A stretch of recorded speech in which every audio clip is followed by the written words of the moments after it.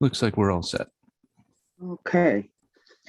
Good morning, everyone. Welcome to the 579th board meeting of the California Regional Water Quality Control Board, Central Valley Region. I am Denise Kadara, acting chair of the Central Valley Water Board, and I will introduce our board members in just a few moments. This is the 12th meeting that we are conducting during the COVID-19 emergency.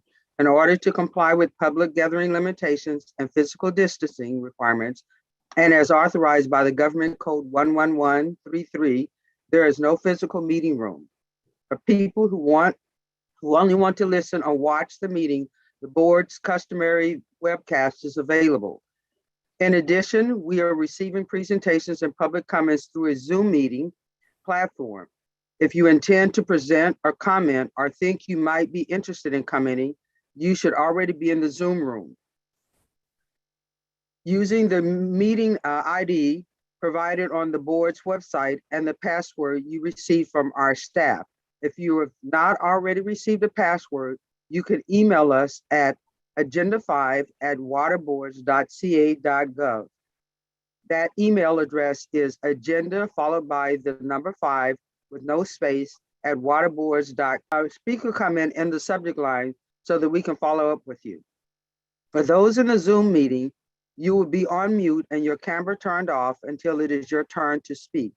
Our meeting host, Jean Coughlin from our IT team, will then unmute you and ask you to turn on your computer if you have one.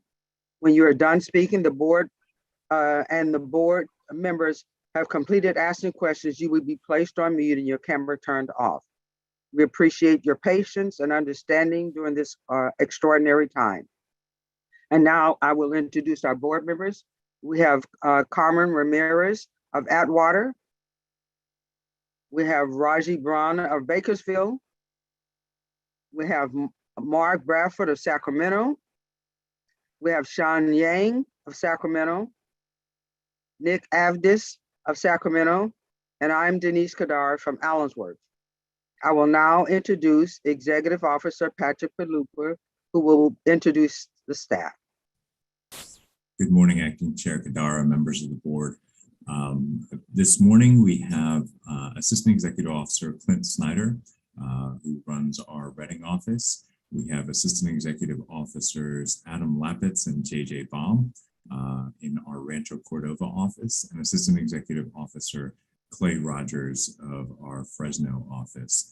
We also have Kelly Garver, our Administrative Officer, and from the Office of Chief Counsel, we have Jessica Yar, Bailey Toft Dupuis, David Lancaster, and Chris Moskell, in addition to a number of staff as well. Welcome again. As I mentioned, I think this is the last of our virtual meetings before we start meeting in person again. My thanks go out to Jean Kaufman in particular, and Bob Chow for all the technical support that they've been providing us for the past couple of years in particular. It is truly a minor miracle whenever we can get one of these meetings off the ground. I think we've, I hope we don't lose sight of that. It really is carefully orchestrated, thing that goes on behind the scenes to get all the materials in front of you for consideration of these virtual meetings. We also have Janelle Brown playing an instrumental role helping to sort through all of the voting and the folks who will be commenting on various items today. So with that, I will return it to you, Acting Chair Kadara. Yes, also, Patrick, on behalf of our board, we would certainly like to thank our IT unit for the wonderful work they've done in these past 2 years during the pandemic. It's been extraordinary work to have done, but the staff pulled it off well, and we're very grateful to have continuously had our meetings on a regular basis, so we appreciate that. And Carmen, if you will, please lead us in the pledge this morning. Good morning, it's always an honor. Ready, pledge. I pledge allegiance to the flag of the United States of America and to the republic for which it stands, one nation, under God, indivisible, with liberty and justice for all. Thank you very much. Thank you. Are there any board member communications this morning? Okay. If not, I think I have one additional one, and I don't know if I mentioned it yesterday. I think it was the 21st of January, I had the Assistant Executive Officer, Clay Rogers, out of the Fresno office, come to our community. We are having problems with cattle feedlots, unregulated. So I had him come out for a visit to visit the sites here in Allensworth on the 21st. And that's the end of my board member comments. Okay, and so we have agenda item 17, but we had that yesterday. State Water Board member, the liaison to the board, Nicole Morgan, gave her a presentation yesterday. And so item 18, public comments. Do we have any public comments this morning, Janelle? Good morning. We have one. His name is David Anderson. Jean, will you unmute Mr. Anderson? Sure, Mr. Anderson, you can unmute. Good morning. Can you hear me? Yes. We do, yes. Good morning. Last December 14th, 2021, the Regional Water Board staff conducted a community outreach to the residents in the Mule Creek State Prison area to explain enforcement actions in the past and also explain strategies to bring CDCR into compliance. The board staff established a web page so information and questions could be readily accessed by the public. Questions were encouraged to be asked and staff had promised to respond.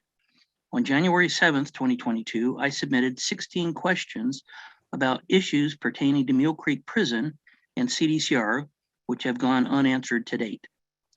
The questions I have asked were not technical in nature and not difficult by most measures. However, the questions were on point for policy discrepancies or contradictions.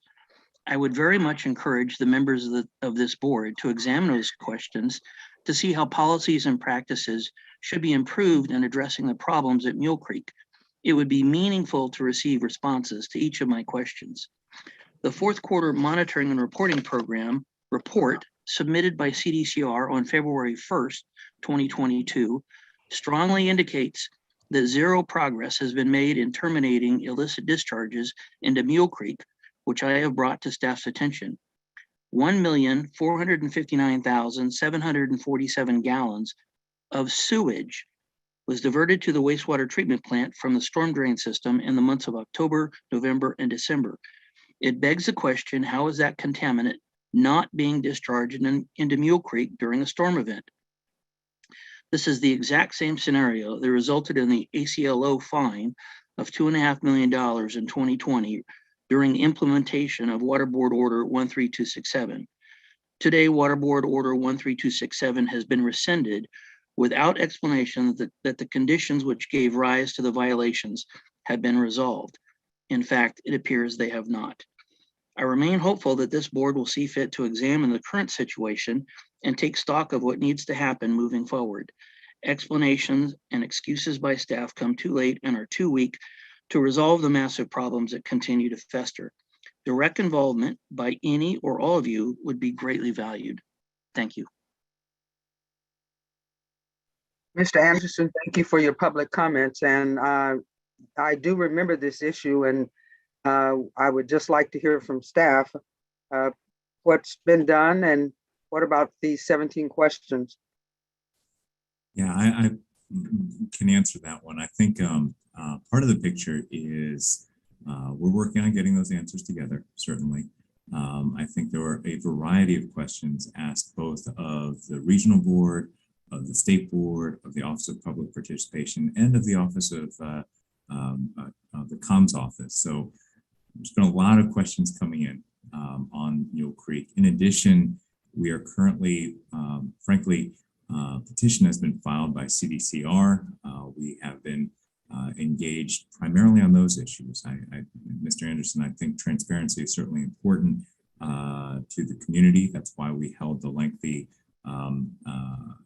public outreach in December. That was quite an undertaking by the regional board, and we're still committed to doing another one. I know you provided it was a fairly lengthy list of questions, many of which exceed the scope of kind of what we were initially discussing. So it will take some answering. It's not something we can kind of do very quickly. And like I noted, there was a series of back and forth with CDCR and a petition filed. That really is the focus of our main attention there, making sure that the monitoring and reporting requirements that we've adopted are fulfilled by CDCR. We will certainly work on getting responses to your question, but it's not something where our entire team can drop what they're doing with respect to policing the orders that we've adopted to answer those questions, particularly when it's not really a Public Records Act request. It is questions about internal deliberations and policy questions that are being answered internally by the board, and it's a compliance and enforcement unit. Okay, and Patrick, what about the spills? Will you address that as well? That's a subject of the ongoing enforcement actions. Okay, are there any questions from any board members of Mr. Anderson? No, but I'll tell Mr. Anderson that the way he prepared his remarks were exactly the way that are helpful to see, because it was concise. We were able to take notes and follow along. So thank you for the questions that you sent. And you can tell, they're being considered and actively being worked on. But thank you for taking the time to tell us in a concise way. Thank you, Carmen. Any other comments from board members? Mr. Anderson, we do appreciate you coming to the board and expressing your concerns. And as our executive officer has indicated, they are looking into it and following up on it. There are other agencies that are involved with this matter, but you will get some response from our staff soon regarding your concerns. We do appreciate you giving us this matter, bringing it to the Thank you very much. I appreciate the opportunity, and I look forward to hearing from you. Thank you. Janelle, are there any others? Hey, No, Denise. there are not. Yes, Sean. Yeah, this point of clarification.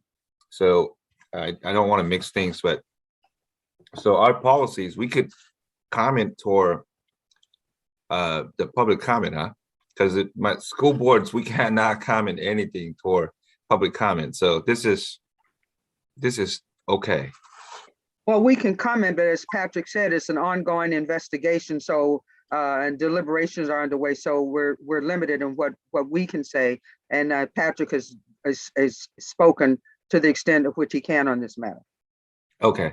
Yeah, I just want to make that point of clarification. But I too, thrill about the public comments, especially the ones that come back and advocate for what they believe needed to be answered.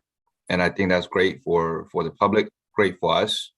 And I just want to thank you for their proactiveness of it. Thank you. Thank you very much.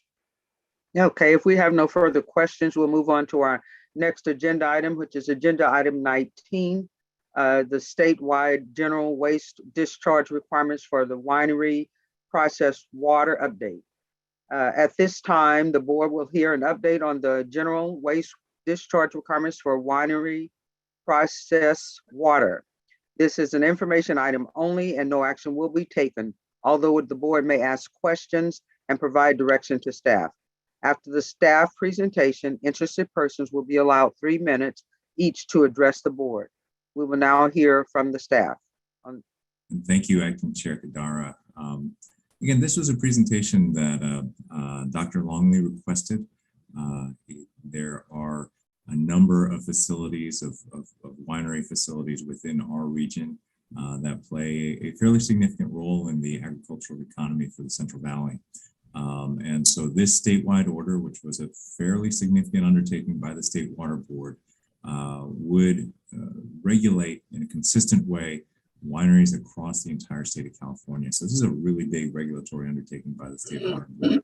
That's why we invited Scott and Laurel and the State Water Board's team to give us a little bit of briefing about the way this order was developed and how it works in the Central Valley. And again, my appreciation to Scott and Laurel for coming out and giving this presentation here today. And with that, I'll turn it over to you folks.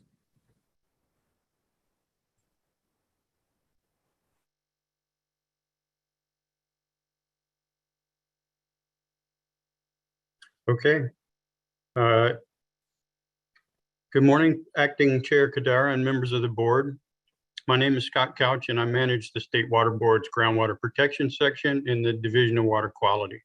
I'm joined by Laurel Wardrop, who is a Senior Environmental Scientist over our Waste Discharge Requirements Program, and Alex Meshegan, who is the Senior Water Resource Control Engineer over the Central Valley Water Board's Waste Discharge Requirements Permitting Program in the Fresno office. We would like to thank you for this opportunity to present on the general order for winery processed water that was adopted by the State Water Board in January 2021. We will refer to this as the statewide order, or the general order throughout the presentation. Next slide, please. I'll start today's presentation by sharing more about the intent of the statewide order and summarizing winery processed water sources and characteristics. State Water Board staff will then describe the order's requirements along with the implementation steps. Next slide, please.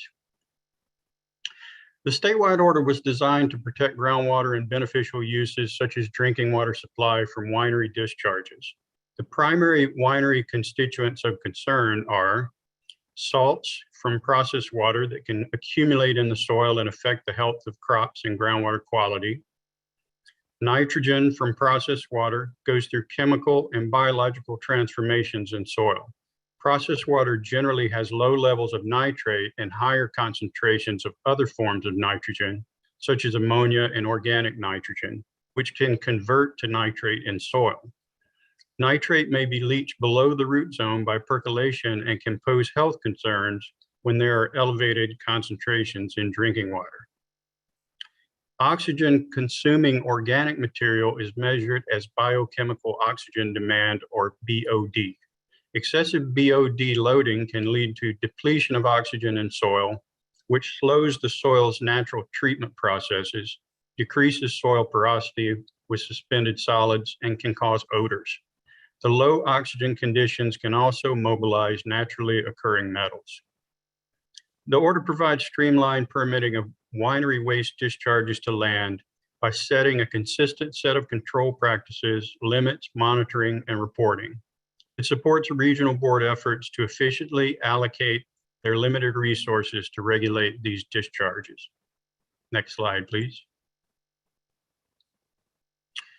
These constituents of concern are found in winery waste, which includes winery processed water and winery processed solids that are generated during the production of wine or grape juice. Crush refers to when grapes are harvested and pressed and is a key production step that generates the most processed water. It typically occurs from mid-August to early November for about 45 to 75 days, though this varies by winery and location. Some wineries operate year-round, generating processed water during the off-season from blending, bottling, and cleaning. The highest flows and highest constituent concentrations are generated during crush. These waste generation activities include the crushing and pressing of grapes and juice extraction, fermentation, clarification, bottling, residuals drainage, and filter washing, cleaning operations and sanitation of equipment, tanks, and barrels, and reverse osmosis brine and boiler or cooler water blowdown. Next slide, please. And now I will turn it over to Laurel Wardrop. Thank you, Scott, and good morning, everyone. Wineries enrolled in the statewide order may discharge processed water to land through various methods as approved by the regional water boards. These systems typically use ponds or tanks for the storage and treatment of processed water prior to applying to land. The order covers the most typical discharge methods, including the reuse of the processed water for crop irrigation through spray, drip, or subsurface tile systems, or disposal below the land surface, such as from a holding tank to a leach field. Wineries can also discharge to land in areas that are not cropped, and wineries with disposal methods not covered by the order may require coverage under a different regulatory mechanism, such as an individual order or waiver. When a winery applies to enroll in the statewide order, the operations for winery waste, including the disposal methods, are again subject to approval and review by the regional water boards. The order has tiered effluent and loading requirements for applying winery waste to land, and the subsurface effluent limits are for total nitrogen, total suspended solids, and BOD. And the loading limits for land application, like the crop irrigation I mentioned, are meeting agronomic rates for nitrogen and loading limits for BOD. The statewide order development and adoption took over 5 years and included the release of administrative and public drafts, addressing public comments on those drafts, several staff workshops, and the State Water Board's adoption meeting on January 20th, 2021, like Scott mentioned. The slide shows the timeline following order adoption. The blue arrow shows pretty much where we are today. The State Water Board fee unit took the winery fee schedule to the State Board in July of 2021, and fees were adopted based on the size of the winery and the volume of winery process water being produced annually. We're now in the preliminary enrollment phase where wineries can apply for coverage, and by late spring, we're hoping to have a developed and deployed phased outreach to winery businesses that don't currently have winery waste permitting and have an electronic application process. The order requires existing wineries enrolled by January 2024. However, if a winery is aware that this order applies to them, they shouldn't wait till that deadline and should enroll now. If there's any questions on if the winery order applies to the facility, they can reach out to staff, and our contact information will be at the end of this presentation. The map at the left on this slide shows the general distribution of wineries in California. We have many wineries throughout the state, and they're pretty much in every region. The State Water Board order, is intended to cover most of the wineries in California. And we estimate, and it's rough at this point, that it's about 1,500 wineries statewide. The current priority is enrolling wineries without any current water board waste permit coverage. The order does require new wineries to be designed for compliance before they begin to operate, and they're required to apply for coverage at least 180 days before the potential to discharge to land. The regional water boards will be working with wineries currently with winery waste permitting over the next few years to determine if coverage under the statewide order is applicable to their operations. For example, some wineries may stay covered in their individual orders or waste discharge requirements because they're producing over 15 million gallons of processed water per year. They have recycled water disposal operations subject to Title 22 drinking water standards and requirements, or they might have site conditions in those individual orders that are more protective of the statewide order.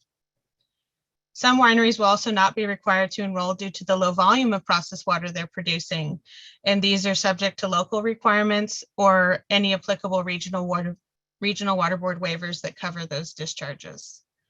I'll now pass it to Alex Mishagan, who will go over some of the regional statistics for permitted wineries in the Central Valley region. Good morning. Thank you, Laurel. I'll quickly discuss how wineries are currently permitted by the Central Valley Water Board. Wineries are either permitted by individual waste discharge requirements, also referred to as WDRs, or enrolled under the Small Food Processor Waiver, Resolution R5-2020-0002. Wineries are potentially eligible for coverage under the Small Food Processor Waiver if the winery generates less than 1 million gallons of wastewater per year and meet the other conditions of discharge specified in the waiver. As shown in the table, the majority of the 126 wineries currently permitted by the Central Valley Water Board are out of our Rancho Cordova office. These 126 wineries will be evaluated over time for applicability for coverage under the new statewide general order. But as Laurel mentioned, staff's priority initially will be to work on enrolling unpermitted wineries under the winery general order. State board staff are preparing a letter notifying potential unpermitted wineries of the winery general order and requesting each winery to fill out a survey to determine if enrollment under the general order is required. We anticipate approximately 450 to 800 winery businesses within the Central Valley will receive this letter in phased mailouts. As responses to this letter come in, Central Valley Water Board staff will work with State Board staff to answer questions and work on enrolling wineries under the winery general order. I'll now hand it back to Laurel, who will discuss some of the specifics of the winery general order. Thanks, Alex. The next few slides provide a high-level overview of the statewide order tiers, structure, and requirement. It is a pretty hefty order, so I hope the summary is helpful. The order establishes an exempt category where there's no fee or registration required for the small wineries producing up to 10,000 gallons of wastewater per year. It establishes regulatory tiers and associated annual fees for facilities producing between 10,000 gallons and 15 million gallons of processed water per year. The order uses gallons of processed water produced instead of volume of wine produced to focus the requirements on the potential impacts of waste discharges to land instead of how much a business is producing of their product. We received many comments on the tiers, and many discussions revolved around the tier cutoffs and the requirements for each tier when we were developing the order. The tiers were arrived at through a review of public input, the requirements in existing regional orders, and an estimated potential threat to water quality. The adopted annual fees range from $750 to $19,000 per facility per year, depending on the tier and gallons of processed water produced annually. The tiered fee schedule also includes a 10% reduction for enrollment in a water board accepted sustainability program and a 50% reduction for wineries overseen by an accepted local agency oversight program. And currently only Napa County has expressed interest to be in that local agency oversight role. This slide shows some examples of winery facilities compared in size from small, maybe a tier 1 or 2 facility on the left to a tier 4 winery on the bottom right. There are a lot of tiered requirements in the statewide order not covered in detail today, but in general, the requirements increase and the fees as the facility goes into a larger tier and has a greater potential to impair surface or groundwater beneficial uses. That said, here are some of the key regulatory areas of the order. Tier 1 through 4 wineries must enroll in the order and complete requirements such as annual reporting. Tier 1 wineries are primarily required to manage processed water, treatment, constituents, and disposal through general management practices such as controlling odors, runoff to surface waters, and reporting their winery effluent flow. Most of the new tiered requirements fall under tier 2 through 4, and some of the key areas are for monitoring and reporting, processed water pond sizing and liner requirements, land application areas where there are loading limits, and on-site practices to ensure discharge doesn't cause a nuisance, runoff to surface waters, or impact water quality. For subsurface disposal systems, there are applicable effluent limits and requirements to ensure the systems are maintained and operated as designed to be protective of groundwater. And there are requirements to manage solids applied on-site or taken off-site for proper disposal. We're now going to dive into salts, which include sodium and chloride, and they are in winery processed water, rinse water, and are constituents of concern. Salts in elevated concentrations can have the potential to reduce soil health and reach groundwater, where it can impact uses such as industrial and drinking supply. The statewide order salt control requirements for all tiers are aimed at source control of added salts from their processing activities. It's very difficult and can be costly to remove salts once they're in solution or in the water. The source control practices are an important control strategy and include reducing the amount of chemicals used to contribute salts, or lowering the volume of processed water produced by using cleaning methods that use a low amount of water or no water. In addition, tier 2 through 4 wineries are required to monitor salt loading through fixed dissolved solids, or FDS. These are the non-biodegradable components of salts, and they can accumulate in the soil and can disrupt the ability of the soil to treat the processed water prior to reaching groundwater. Compliance is determined through an FDS effluent threshold of 320 milligrams per liter, plus the facility's source or supply water, which is measured in the winery effluent before going to land or a pond. A threshold means it's not a violation to exceed the value, but it is a violation not to complete the required actions when that exceedance happens. If the threshold is exceeded, the required actions for a tier 2 or 3 winery is to submit a site-specific salt control plan when required by the regional water board. For tier 4 wineries, they're required to submit a salt control plan if the threshold is exceeded. I want to note dischargers may elect to participate in a salt and nutrient management plan or sustainability program that addresses winery salt loading instead of implementing a site-specific salt control plan. I will now pass the presentation to Alex to go over some of the Central Valley Regional Board specific salt nutrient requirements. Thank you, Laurel. I'll briefly discuss the salt nitrate control programs adopted by the Central Valley Water Board in 2018 and how it relates to the winery general order. As a quick refresher, the Central Valley Water Board adopted Basin plan amendments incorporating the new salt and nitrate control programs as a result of the collaborative stakeholder initiative known as the Central Valley Salinity Alternatives for Long-Term Sustainability, also referred to as CV salts. The goal and the priorities of these programs are to 1, ensure safe drinking water supply, both short and long term, 2, achieve balanced salt and nitrate loading, and 3, implement long-term managed restoration of impaired water bodies. As previously mentioned, wastewater from wineries, like many other food processing facilities in the Central Valley, have high salinity and nitrogen concentrations.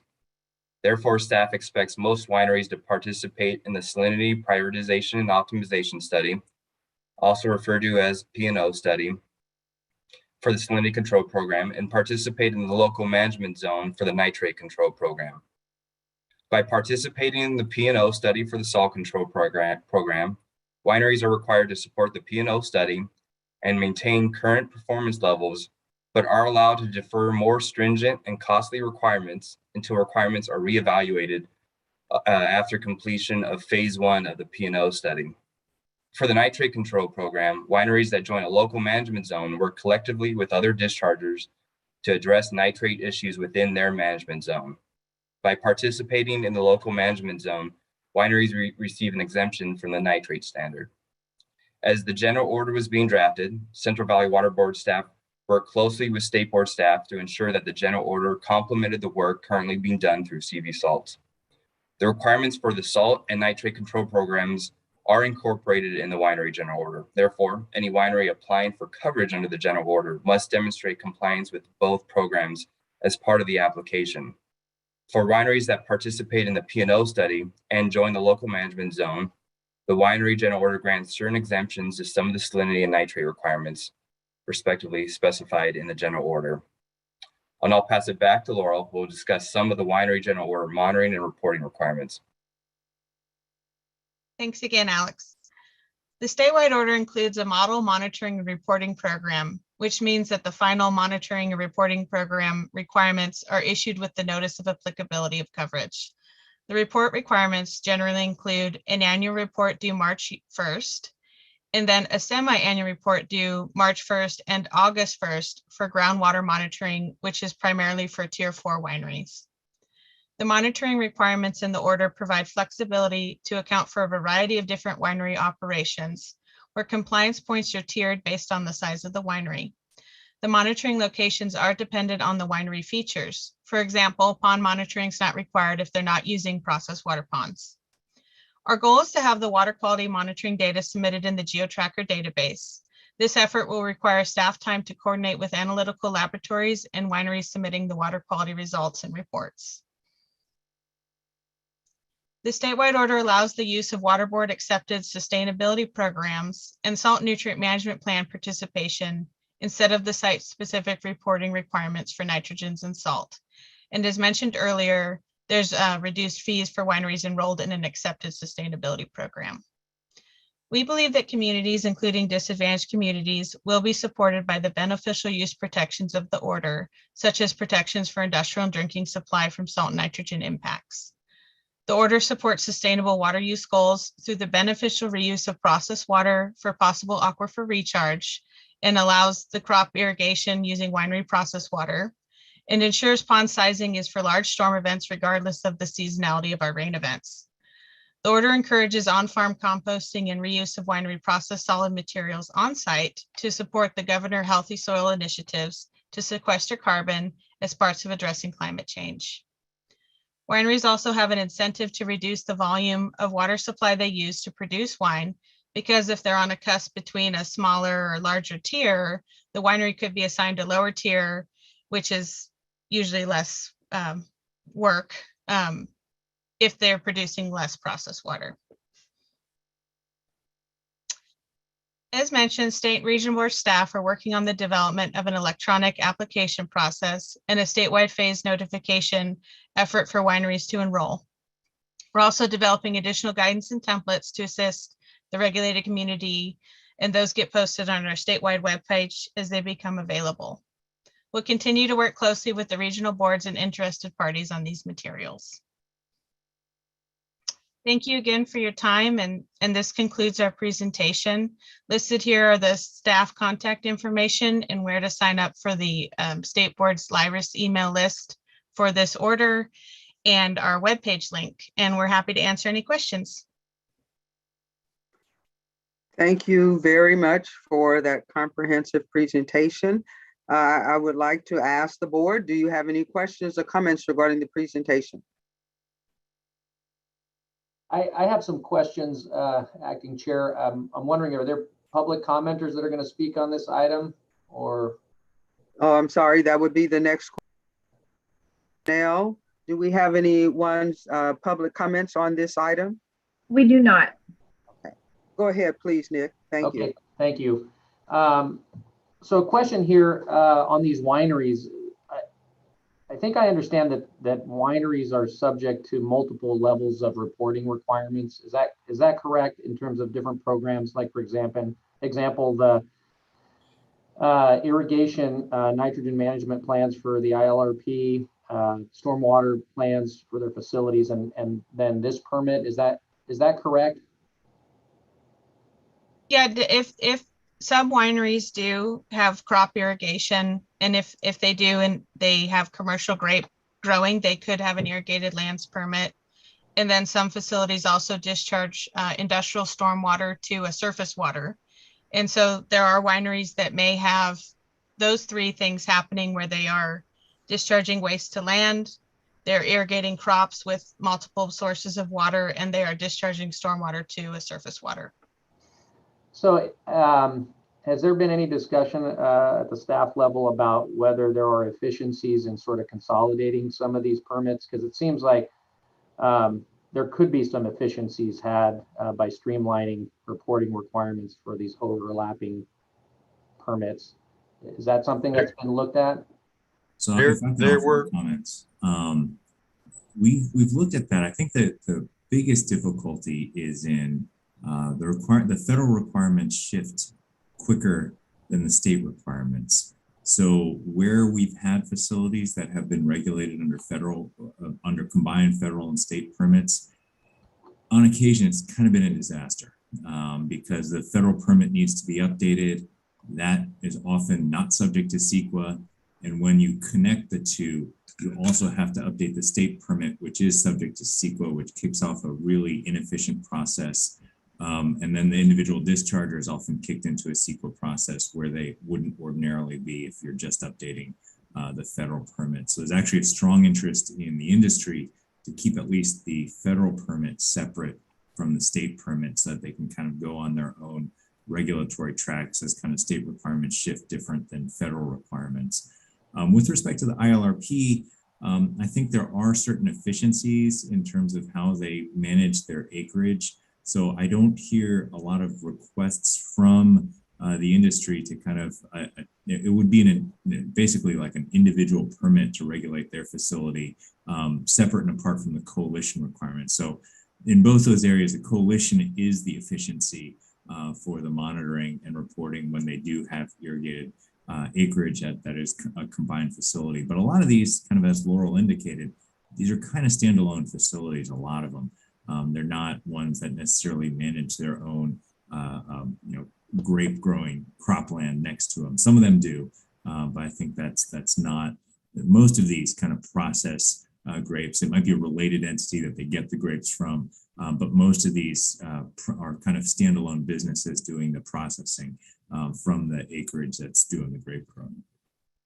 It sounds like, I suppose if there was an issue with this, we would have heard from industry, so that nobody's here. So I don't want to go too deep into this. It was just kind of a question that I had. So if it was that much of an issue, people. The industry had probably dozens of conversations with each one of the executive officers, primarily myself, the executive officer in Region 2, which covers Napa and Solano counties, which had real complexity that had to be addressed. And then I think Region 3 in particular had a lot of conversations too, to kind of get all the requirements synced up. So they made their voice known, and Laurel and Scott and the team that was drafting this permit.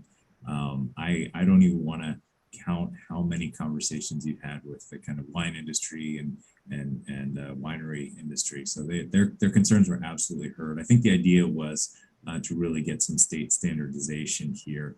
And so this is truly a cooperative effort. It's one of the reasons why I think, State Board actually had a permit kind of drafted in the first year, and then spent 4 years working with the industry groups to kind of get it synced up for all the region's purposes.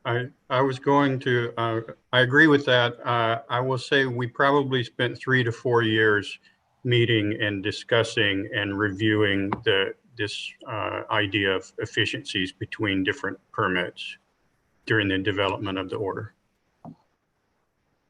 And then a very small detailed scale board member, when there's an irrigated lands monitoring, some of that will feed into the winery order monitoring. So the monitoring in some cases is not duplicative, but it will help support the winery order, and they can use that monitoring, those requirements if it's applicable to the order. So we're hoping that works, where the monitoring from irrigated lands, if applicable, feeds into the winery order requirements. But I know it's a challenge for industry, and we do really appreciate them giving us their information and time to address some of these concerns. I appreciate that color. Thank you. I guess I had a little bit of a question on how the wineries can manage their expenses under this program. It seems you broke down the tiers very well. So the smaller wineries are excluded and so on, up to the big wineries. Obviously the fees are one thing, and then the monitoring and reporting are another, as Nick is kind of alluding to. It seems like the wineries have an opportunity though to manage their discharge concentrations by dilution.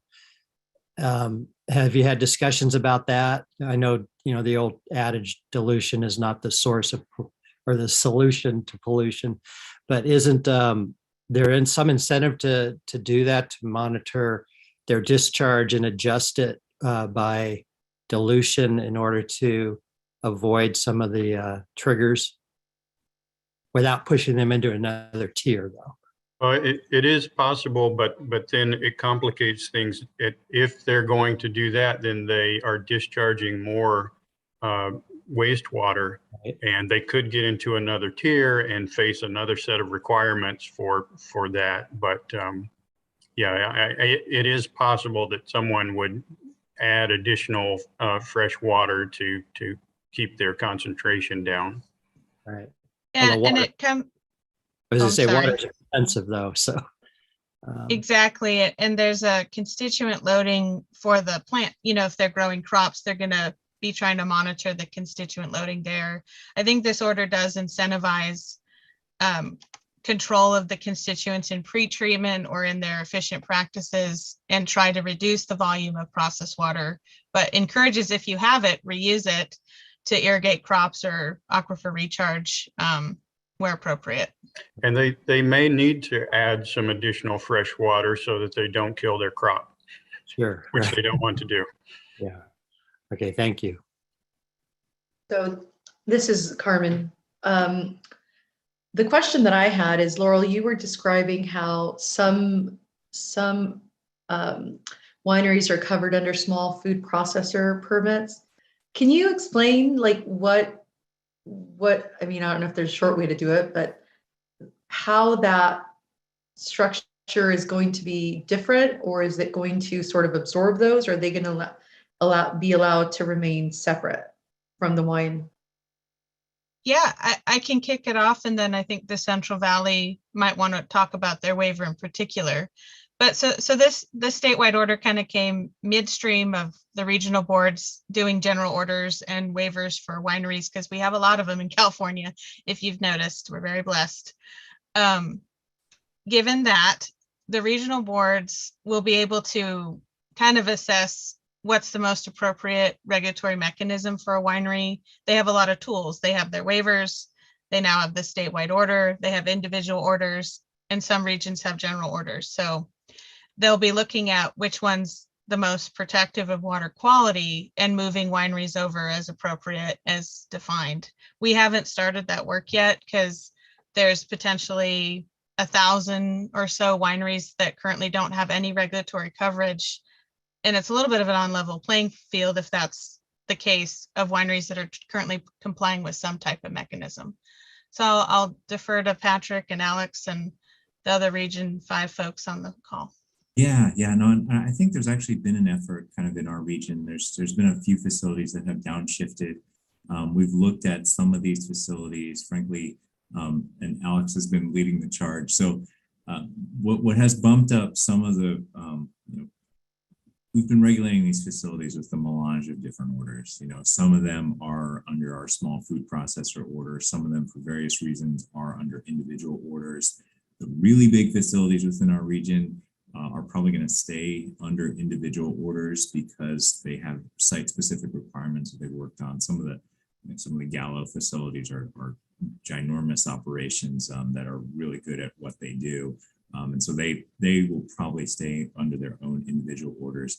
But what has been forcing the issue for some of the very small facilities has been CV salt requirements. And, some of the facilities that would essentially fall in the very lowest tier were being regulated under a more restrictive permit by the Central Valley Water Board, at least pre-CV salts.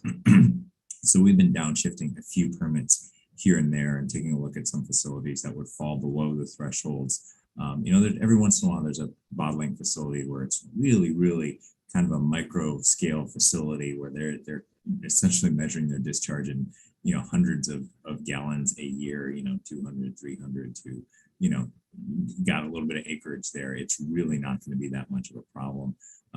And so if they're really at that de minimis level, we have been kind of working through some of those issues with CV salts. But the intent really, I think Laurel kind of encapsulated it, is to get everybody on a level playing field, and everybody regulated under one of these tiers. So we're going to continue our push to kind of get facilities under this standardized order, not only for efficiencies on our end, because it's a lot more efficient to regulate these facilities through a general order than it is individual orders, but also because we do respect the fact that we want similar industries competing on similar footing within our region.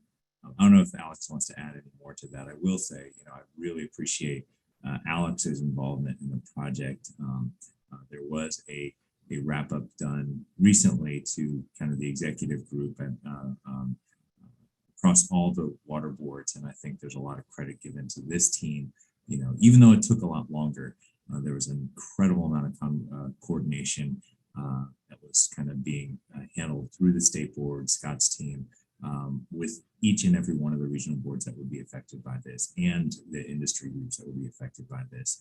It took a long time, but I think it wound up with a really good product.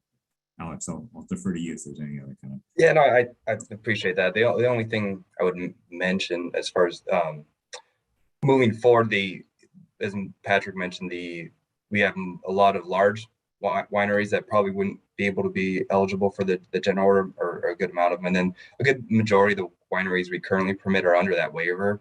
And the waiver does need to be renewed every 5 years. So we're starting those conversations of the waivers was issued in 2020 on how we want to go about moving wineries from our waiver into the general order. So that's on our radar and trying to figure out a game plan. So we have one set when we get to the renewal of the waiver. That's all. Thanks. Okay. Are there any other questions from board members?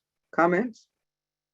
Yeah, the only question or comment I had was in the transitioning to the electronic enrollment. I'm sure it's taken quite an amount of time to get to this point, but it should help as far as streamlining this process for all the paperwork and the wineries having to respond to all the documents that are needed. It's come a long way for you guys to get to this point. That's the intent, Acting Chair Kadara. I couldn't have said it better. We're hoping that it's efficient and a workable process for industry, but we have a real passion for it, and I really hope that it all works out as intended. Okay. Any other questions from board members or comments? Okay, well, Scott and Laurel and Alex, we really appreciate your thorough report, and we wish you well as you continue to work through this process. And our staff is working with you, so we're looking for some good results in this process and report back on how things are going. Thank you so much. Thank you for your time. Thank you. Thank you. All right, our next item on the agenda is agenda item 20, tribal and subsistence fishing beneficial uses definitions to the water quality control plans for the Sacramento River and San Joaquin River basins and the Tulare Lake Basin, consideration of a resolution. This is the time and place. This is a time and place for a hearing to consider adoption of a resolution that would add tribal and subsistence fishing beneficial uses definitions to the water quality control plans for the Sacramento River and San Joaquin River basins and Tulare Lake Basin. This proceeding will be conducted in accordance with the notice of public hearing and meeting procedures published in the meeting agenda. At this time, evidence should be introduced on whether the proposed actions should be taken. All persons expected to testify, raise your right hand and take the following oath. And as you take the oath, you can just press the raise your hand button. Do you swear the testimony you are about to give is the truth? If so, please say I do. I do. Okay, thank you. And then please state your name, address, affiliation, and whether you've taken the oath before you testify. Following the staff presentation, interested persons will have 3 minutes each to address the board. A timer will be used.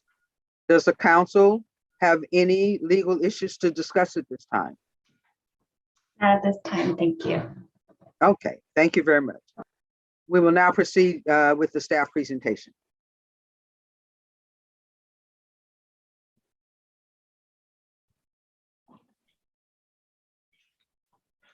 Jean? Yes, Lauren is sharing her screen. Okay, thank you. Hello, Acting Chair Kadara and members of the board. I'm Lauren Smitherman, a Senior Environmental Scientist Supervisor in the Planning Section. I'm joined by Gabby Gundry, our Civic Spark Fellow. Civic Spark is a AmeriCorps state program that places early career professionals in local and state agencies for an 11-month fellowship to address California climate change, sustainability, and environmental justice issues. We have both taken the oath and are presenting on the proposed amendments to the water quality control plans for the Sacramento River and San Joaquin River basins and Tulare Lake Basin to add the tribal tradition and culture, tribal subsistence fishing, and subsistence fishing beneficial use definitions. We are requesting the board's consideration for adoption of the amendments. Gabby will talk about the beneficial use definitions in a few minutes.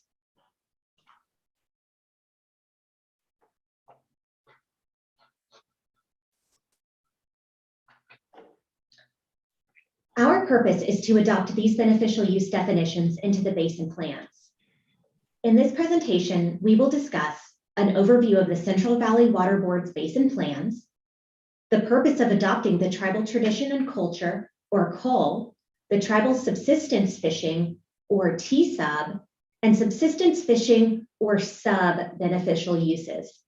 We will also discuss the CUL, TSUB, and SUB beneficial use definitions, the CUL, TSUB, and SUB beneficial uses history, tribal exposure pathways, comments and letters received, staff recommendations, and next steps. Under the Porter-Cologne Water Quality Control Act, water quality control plans or basin plans are required by the 9 regional water boards to regulate water quality. Basin plans contain designated beneficial uses for both surface and groundwater bodies in the basins, water quality objectives to protect those beneficial uses, implementation plans to achieve water quality objectives, and descriptions of the surveillance and monitoring activities needed to determine regulatory compliance and assess the health of the basin's water resources. California's Constitution mandates that any water to which someone's been given a right must be put to beneficial use. If beneficial use definitions are adopted into regional basin plans, a separate basin plan amendment may occur to designate the beneficial use or uses to a particular water body or water body segment. This map, presented by Robert LaRue during yesterday's board meeting, provides a visual of the Central Valley Water Board's basins and areas of jurisdiction. The Central Valley Water Board has jurisdiction over water quality in the Sacramento and San Joaquin River basins and Tulare Lake Basin.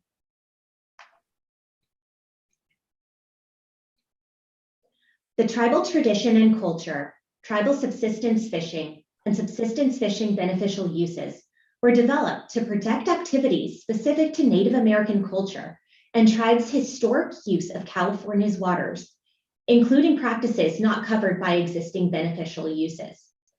However, the function of these beneficial uses are not to protect or enhance fish populations or aquatic habitats. These beneficial uses were developed as a result of years of activism, studies, and advocacy by Native American tribes and other parties. They are tied to mercury water quality objectives and are the only beneficial uses that specifically mention California Native American tribes in their definition. The state defines a California Native American tribe as a federally recognized California tribal government listed on the most recent notice of the Federal Register, or a non-federally recognized California tribal government on the California Tribal Consultation List maintained by the California Native American Heritage Commission. After the beneficial use definitions are adopted into the basin plans, the process to designate water bodies with the beneficial uses may then occur.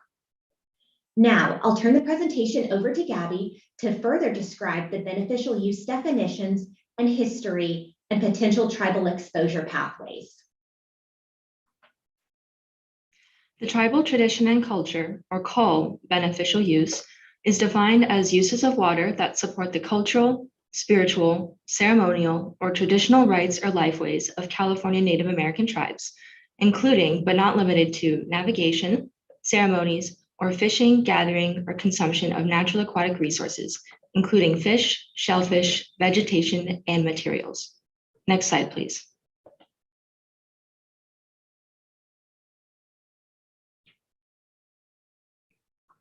The tribal subsistence fishing, or T-sub beneficial use, is defined as uses of water involving the non-commercial catching or gathering of natural aquatic resources, including fish and shellfish, for consumption by individuals, households, or communities of California Native American tribes to meet needs for sustenance. Next slide, please.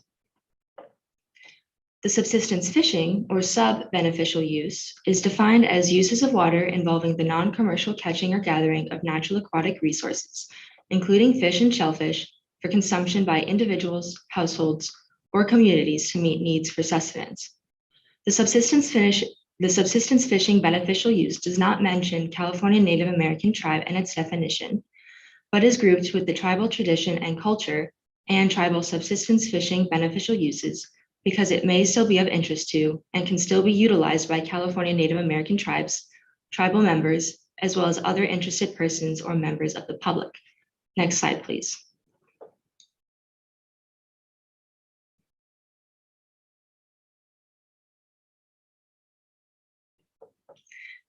In 2011, Governor Brown signed Executive Order B-1011 into law. B-1011 states that every state agency and department subject to the governor's executive control shall encourage communication and consultation with California Native American tribes. Governor Brown signed Assembly Bill 52, or AB 52, into law in 2014. AB 52 establishes certain tribal consultation requirements aimed to help avoid or minimize project impacts on tribal cultural resources. A tribal cultural resource is a site, feature, place, cultural landscape, or sacred place or object which is of cultural value to a tribe.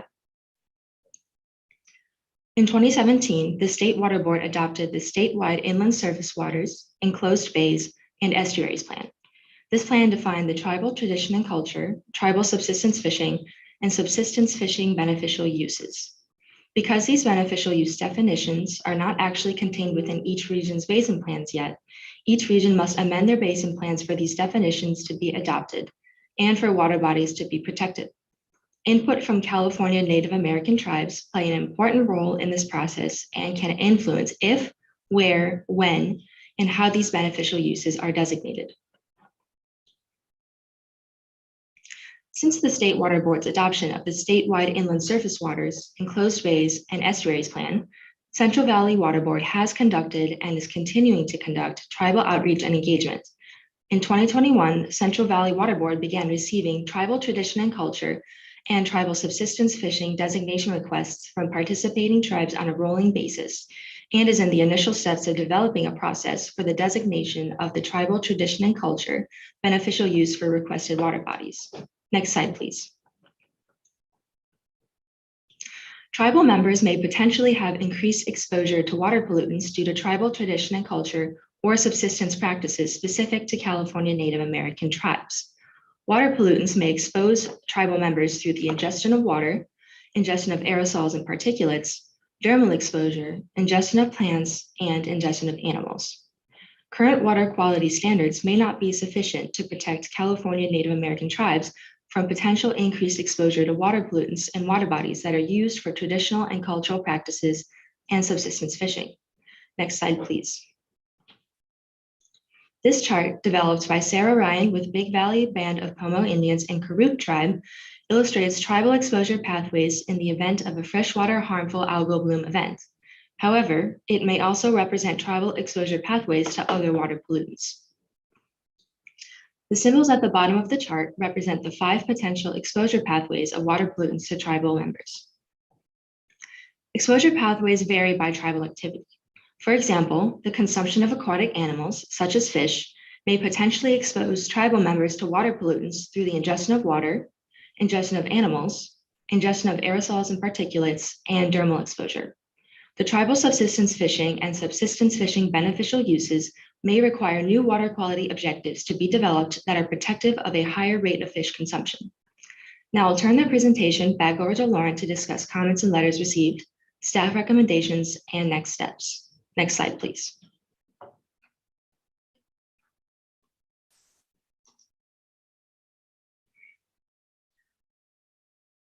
The Central Valley Water Board received 5 comments on the proposed amendments from the following tribes and tribal organizations. All comments received were in support of adding the tribal tradition and culture, tribal subsistence fishing, and subsistence fishing beneficial use definitions to the basin plans. Board staff will continue to coordinate with tribes and tribal organizations following the proposed incorporation of these beneficial use definitions. Board staff would also like to ensure tribes and tribal organizations that letters submitted to the Central Valley Water Board during the 2018 and 2021 triennial review comment periods and an additional letter board staff received pertaining to tribal beneficial uses will be included within the project's administrative record. We will additionally include these letters within the applicable tribal beneficial use designations administrative record.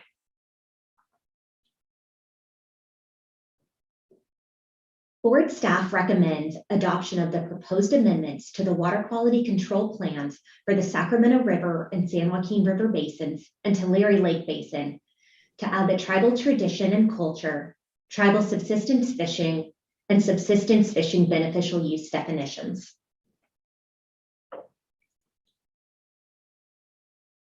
The Central Valley Water Board is continuing to develop the beneficial use designation process. Board staff are prioritizing the designation of the tribal tradition and culture beneficial use and will coordinate with interested tribes throughout the designation request submission process. If a tribe is interested in submitting a designation request, please contact board staff as needed. Water body designation requests for the tribal tradition and culture and tribal subsistence fishing beneficial uses may be submitted by California Native American tribes to Central Valley Water Board staff on a rolling basis and must contain evidence demonstrating usage of the considered water bodies for the requested beneficial use or uses. Separate basin plan amendments will occur to designate requested water bodies. A tribal update meeting is scheduled to be held virtually on April 5th, 2022, and more information will be sent out with a save the date email within the next few weeks. As a response to questions regarding the Basin Plan amendment process, board staff are developing a basin planning fact sheet to describe the tribal beneficial use designation process and Central Valley Water Board's Basin Plan amendment requirements. Board staff are also assisting the State Water Board to develop a statewide basin planning fact sheet describing the tribal beneficial use designation process. Both fact sheets are tentatively scheduled to be released by the tribal update meeting on April 5th. Taryn Sahota is also technical staff who could not join us today, but will be the lead staff person for the tribal beneficial use designation process. Robert LaRue will maintain his role as a Central Valley Water Board's tribal coordinator throughout this project. We thank the board members, tribes, tribal organizations that have been involved in this process for your time and consideration. We will now take this time for board questions and tribal and public comments. Thank you very much, Lauren, for your presentation. Are there any questions from board members? This is Carmen. I want to say, well, first of all, it looks like they got a superstar team working on this matter. So that's really impressive, and I'm glad that it's gone so well. This is also a project that is rare in that it's kind of universally supported, and that's really special. And that doesn't happen on its own, right? It takes a lot of planning in advance and making sure everybody at least gets heard. So I can imagine the tremendous amount of work that goes into it. But even on top of that, this has a really special feeling of kind of justice and balance and importance and respect. And this feels different, and it feels great. So I want to commend you on the work that you've done and bringing this very important issue that maybe has sat for too long, bringing it to the front. So thank you very much for your work. Okay, thank you very much, Carmen. If there are no other comments from board members, then we would now hear from any persons interested who is not a party to the proceeding, but who wish to comment. Janelle, do we have any interested parties that wish to comment on this item? Yes, we do. We have 5, and we can start with Emily Maloney, representing Buena Vista Rancheria of Miwok Indians. You may unmute. Wonderful. Hope you all can hear me. Yes, we do. Well, good morning, everybody. And yes, my name is Emily Maloney. I'm the water program coordinator for Buena Vista Rancheria of Miwok Indians. And I want to thank you for the opportunity to provide tribal comment today.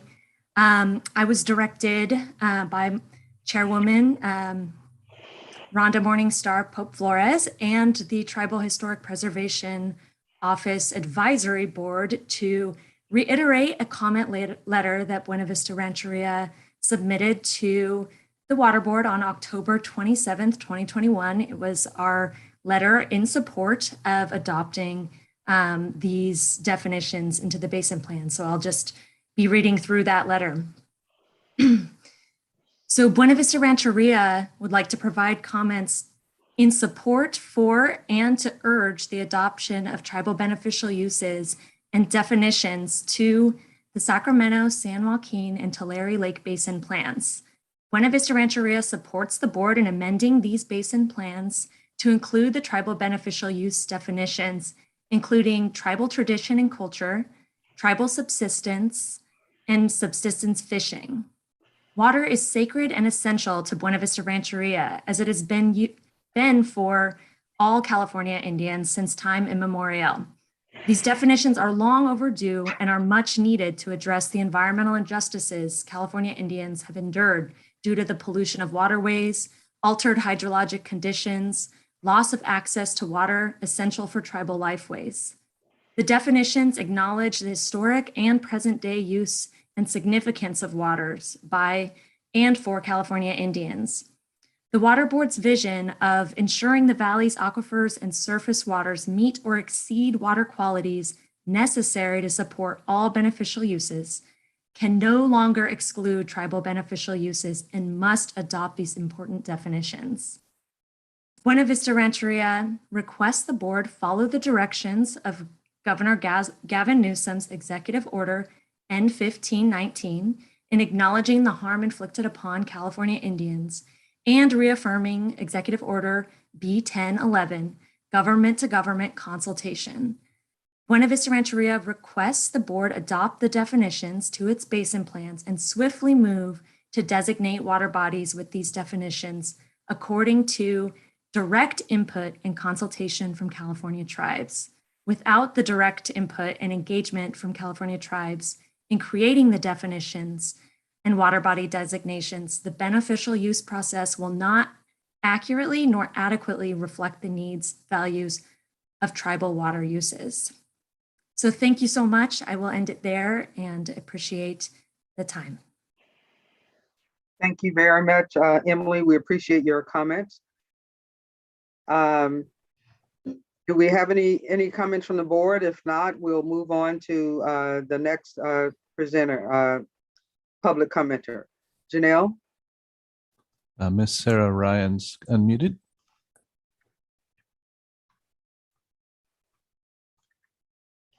Good morning. My name is Sarah Ryan, and I'm the Environmental Director for the Big Valley Band of Pomo Indians. The tribe is located on Clear Lake, which is the largest natural freshwater lake in California. And I'm reading today partially from the 2018 letter that we submitted and some additional comments from the tribe. The tribe recommends that the Central Valley Regional Water Quality Control Board include and prioritize the inclusion of the two newly statewide adopted and approved tribal tradition and culture and tribal subsistence fishing beneficial uses by amending the water quality control plan for the Sacramento River and San Joaquin River basins. The adoption of these definitions will allow the tribes to move forward with designating water bodies and developing water quality objectives, which will protect the unique exposures of tribes. Many of the beneficial use designations within the existing water quality control plan for the Sacramento River and San Joaquin River basins were developed and assigned to surface water bodies before there were beneficial uses specifically related to the uses of California Native American tribes. When the basin plan was last updated, only swimming and wadable, Rec 1, and commercial and sports fishing, COM, were available in the Central Valley to protect human health from consumption of fish and activities that result in direct contact with water. These two beneficial uses did not provide human health protections for tribal beneficial uses of subsistence fishing or for traditional and cultural uses. As with other tribes on Clear Lake, the Big Valley Band of Pomo Indians is a fishing community and has always been a fishing community, with the tribal lands being on the shoreline of Clear Lake. The tribe's ancestral boundaries also include the Clear Lake tributaries along its western and southern shores. The tribe has regular ceremonies and other activities on Clear Lake and continues to gain sustenance from the plants, animals, and waters of Clear Lake. Clear Lake has impairments that are very concerning to the tribe. Methylmercury levels were determined to be in high levels in the fish, and the California Office of Environmental Health Hazard Assessment updated their fish consumption advisory in 2014 to reflect additional fish and shellfish that are consumed by local tribes. In addition, the Clear Lake Cyanotoxin Monitoring Program, which was begun by Big Valley and Elam Indian Colony in 2014, continued to monitor for cyanotoxins and did that this summer, 2021. Most likely due to drought and other factors, we began seeing anatoxin A, a potent neurotoxin, in multiple locations on the lake at warning levels as identified by the California Cyanobacteria Harmful Algal Bloom Network. Some sites this summer had microcystin result values over 160,000 micrograms per liter, which is over 200,000 times higher than recommendations for REC 1 exposure. These and other concerning water quality issues are why the tribe wants the regional board to prioritize the development of tribal beneficial uses, and why we are appreciative that the board has done that with including this activity on its triennial review. Please now take the steps to amend your basin plan so that we can move forward and protect the traditional lifeways of California Native American tribes. Thank you for your consideration. Thank you very much, Sarah. And any comments from board members? Okay, Janelle, our next commenter. Yes, we have Sherry Norris, representing California Indian Environmental Alliance. You are unmuted. Hi, good morning, everyone. Thank you for having us all here and giving us time to speak. My name is Sherry Norris. I am the Executive Director of the California Indian Environmental Alliance. I did take the oath. I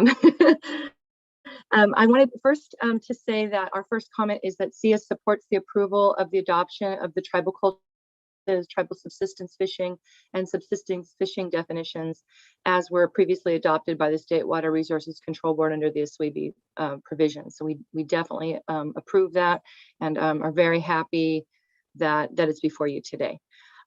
We also asked that the letter that we submitted to the regional board by Enterprise Rancheria and our organization SIA on August 3rd, 2021 be entered into record, as our process recommendations in that document are still relevant. Some of them have been addressed, and we're really encouraged to see that. The upcoming tribal meeting in April, the upcoming fact sheets, and the fact that the tribal coordinator, Robert LaRue, will be staying on with this process, we're really happy about. And we've noted that he's participated in statewide tribal meetings in the last 2 months, and we encourage this to continue. That said, I'll read a couple pieces from that letter that I wanted to highlight today as it relates to the very next steps and a moment ago.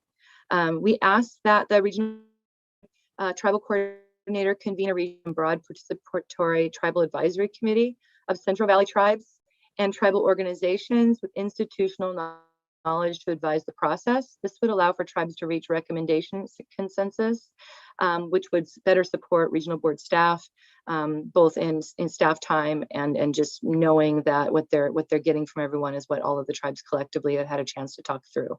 Consultation is wonderful and should continue even with attack there. And this enables the tribes to have some conversations because we recognize that consultation agency and the tribe themselves. We like that tribal meetings can invite all the tribes from the area and they can move through different regions in the state as needed, and to allow for phone-in options. Remember that some of the tribes are still wary of COVID issues and still have very vulnerable populations within their constituency. Next, that the water board continue to make the process updates available in a detailed, formally written format. And I'm seeing from what I just heard, there's going to be those fact sheets, which is great.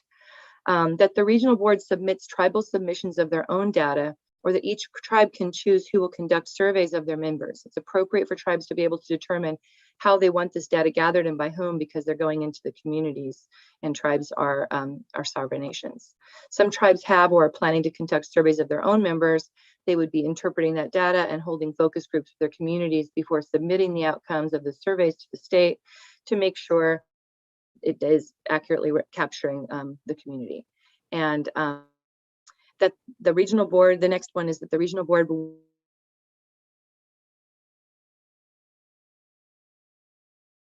publish sensitive information. So creating a process for data is really important, and the tribal policy advisor, Anacita Agustinus, could help with that. Next, that the board elevate letters from tribal council as high quality and primary source evidence, and quickly provide tribes with information on what kinds of evidentiary submissions for coal and T-fish will be acceptable. And it sounds like that may be in this upcoming fact sheet. And then that the regional board be clear about their procurement process and criteria used for outside entities or contractors that will be used for tribal outreach. research and surveying of fish and cultural resources of tribal members.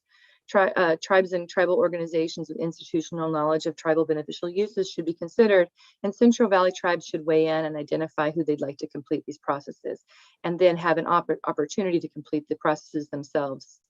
And those are my comments for today, and I'm encouraged by what I heard earlier. So I just want to thank everyone, and absolutely, again, we recommend that these definitions be adopted by the board today. Thank you very much. Thank you very much, Sherry. I appreciate your comments as well.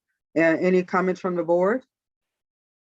Okay, let's move on. Janelle, our next presenter, thank you so much. Yes, we have Debbie Rasmussen with representing the Enterprise Rancheria. Good morning. I do support the adoption of this resolution for the tribal beneficial uses. I didn't know I was supposed to be speaking this morning, but I do support it. Thank you. Thank you. And that's enough, right? That's enough. Enough said right there. Yeah. Any other speakers, Janelle? We do have David Corey on with Farmer at Law. Yeah, I'm sorry, I don't see David in the list of attendees.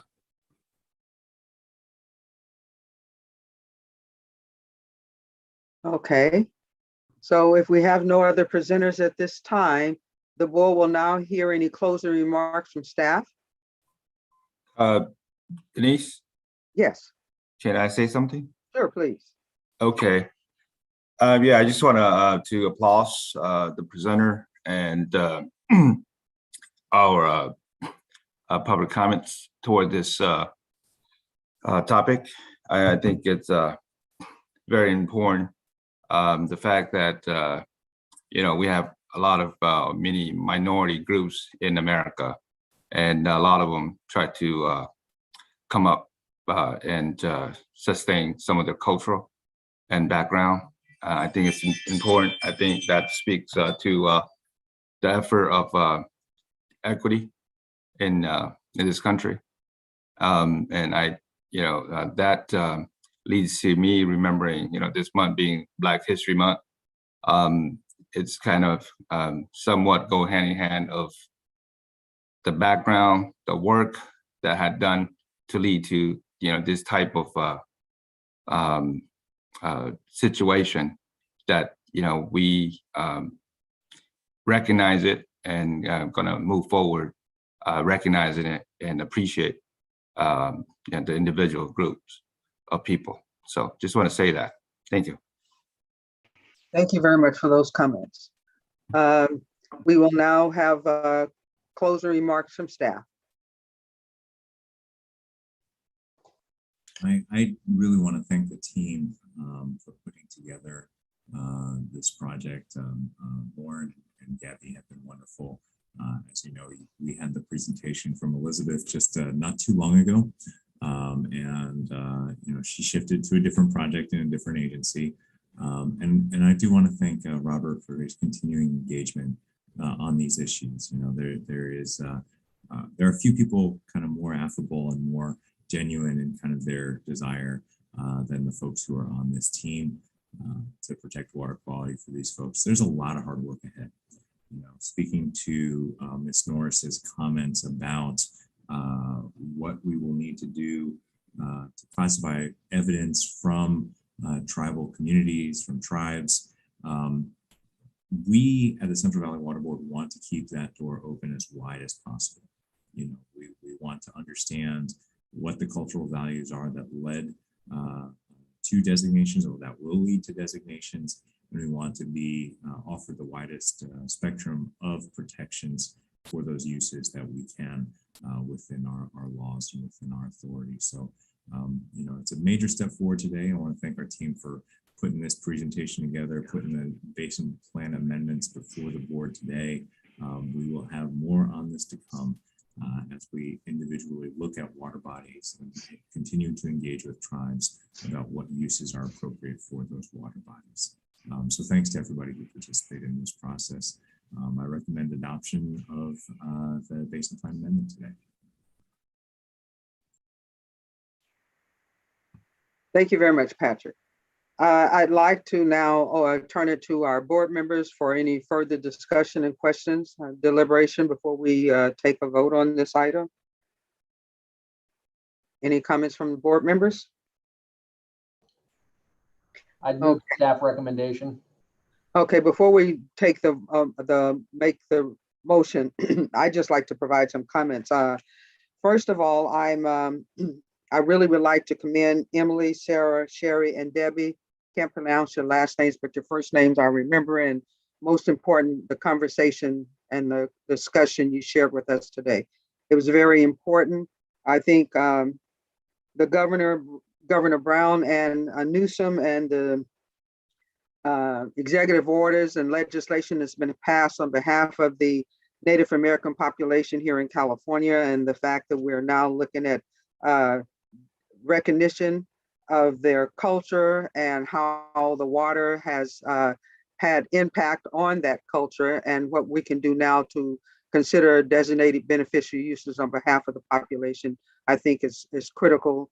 And as Sean and Carmen both mentioned, racial equity, this is the time and to address and correct the environmental justices. And I see that our staff is moving in that direction. My concern is that the process continues and that it moves forward, and we don't have delays, because we're talking about not only the culture, but of people, and for the contamination in the waters and all of those things that affect their culture and their consumption of food, all of those things. I mean, it's been happening for years. So now that we're at a point to begin to put things in place to make sure that the beneficial uses are there and are protected, that we do our best to continue to move the process forward. I had one question. I saw the different Native American populations that were identified there, and I did not see the Rancheria's Tachi Yokuts out of the Tulare Lake Basin. Has there been any outreach done to that indigenous population? The tribes that were presented on the slides were only tribes and tribal organizations that submitted comments and additional letters. So yes, outreach has happened. I can confirm later, but I believe that they should have been in the initial outreach that Elizabeth Betancourt did when she was hosting the board update and other board items. So yeah, once again, I can confirm that specific tribe has been included, but once again, the tribes that you saw were only the ones that submitted comments and letters. Okay, and if that has not happened for your meeting April 5th, that I would just encourage you to continue to do that outreach, because that was the largest indigenous population in this part of the Central Valley. Most definitely, yes. All right. It was a great presentation, and thank you all very much. And so now, Nick, if you would like to proceed with your motion, please, I would appreciate it. Thank you. Yeah, with that, I'd like to move the staff recommendation. I second that. Okay. Thank you very much. It's been moved in second. Janelle, would you call the roll, please? Yes. Board Member Abdus? Yes. Board Member Yang? Aye. Board Member Breyer? Yes. Board Member Bradford? Yes. Vice Chair Ramirez? Yes. Acting Chair Kadara? Yes. Motion carried. And I think before we go to our next agenda item, yeah, I see you applauding, so I'll do the same thing, Sean. I'd like for us to take a break before you guys tell me it's time to take a break. So we have our next item, 21, Malaga County Water District Wastewater Treatment Facility, Fresno County. We'll come back in 5 minutes, 10 minutes. So at 10:40, we'll come back and that will be our next item. All right. All right. Thank you all. Thank you.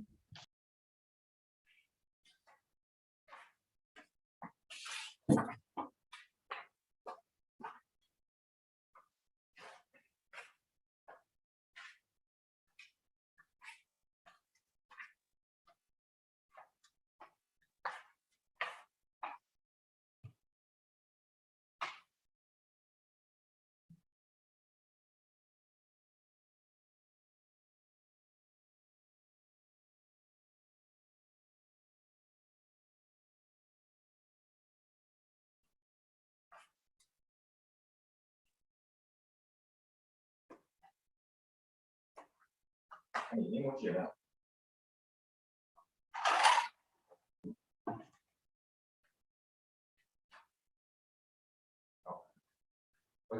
okay, Paul? Did you just buy those new posts or what? Like, together, it's a wonderful place to be. You just bought those new stuff or what? Okay, no, like this. Okay. Are you guys coming home yet? Okay, all right, well, I am, Board Member Yang, your microphone is on.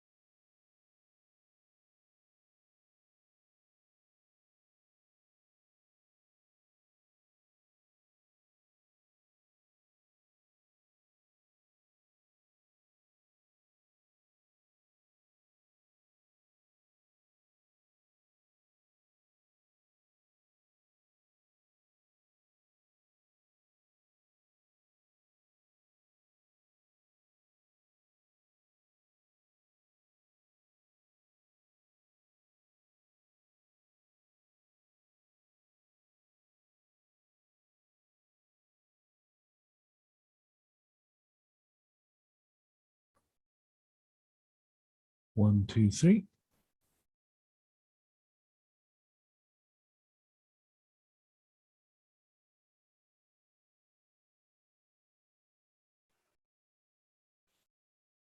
Okay, we're ready to get back in session. Okay, we're ready for our agenda item number 21, Malaga County Water District Waste Treatment Facility, Fresno County. This is the time and place for a public hearing to consider an order vacating administrative civil liability order from I keep getting tongue-tied, sorry guys. Magala County Water District. Is there anyone present who is contesting the proposed action and wishes to provide comments to the board?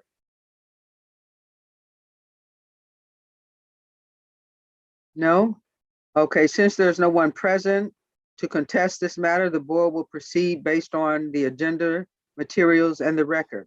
Are there any late revisions, staff? Acting Chair Kadara, we do have two speakers here. I just want to verify, since we're just a minute before we expected to start, Mr. Costanza in particular, I believe, had indicated he would be speaking on behalf of Malaga County Water District. Okay. Yeah, if we could wait one more minute before restarting. Okay.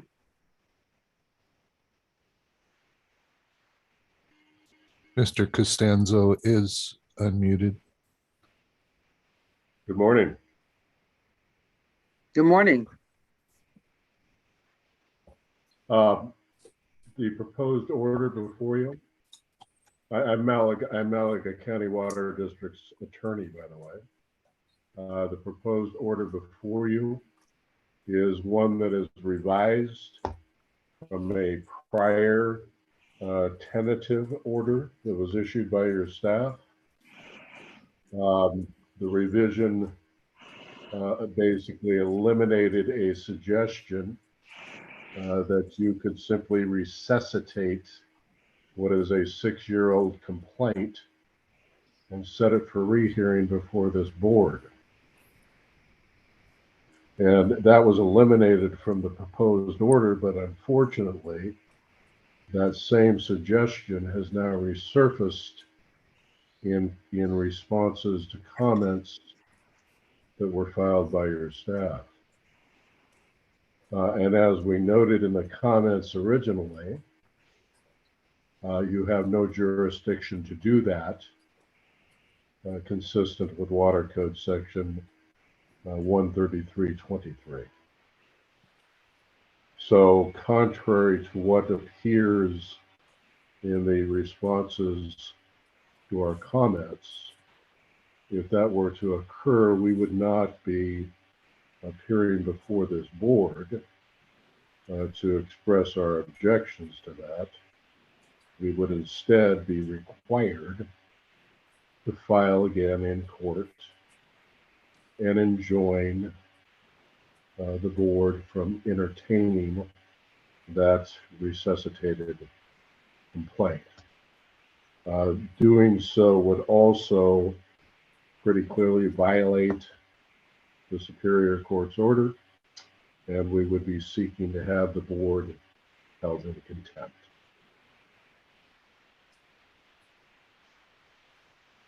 That's the only comment I had. Thank you very much. Legal counsel?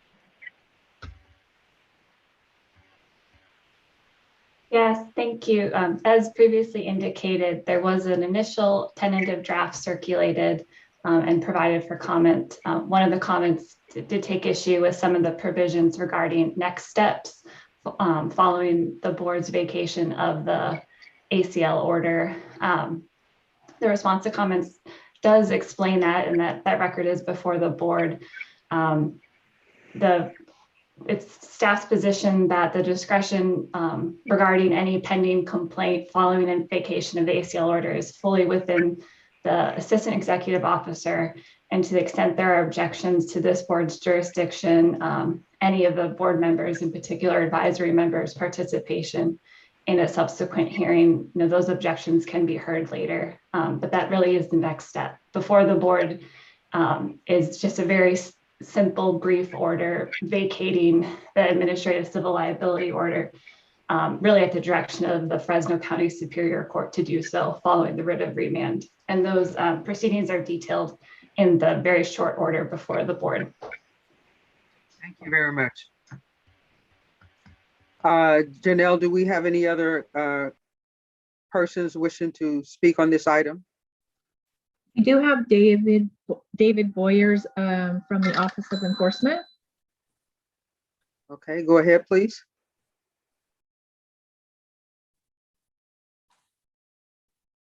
David, you may unmute.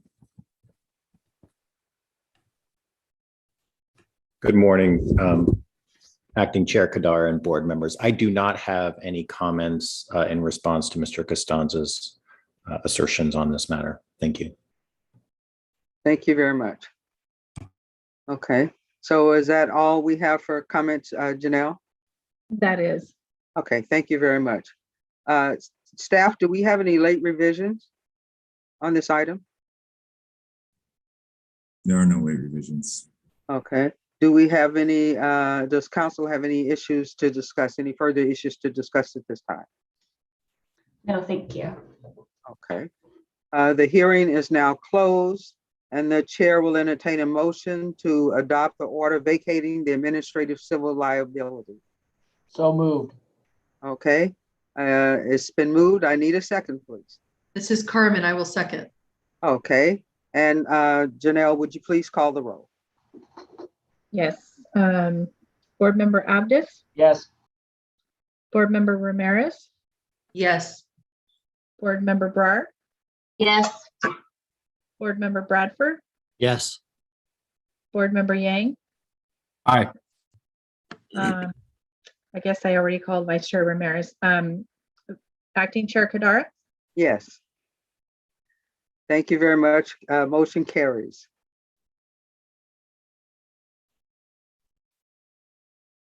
Okay.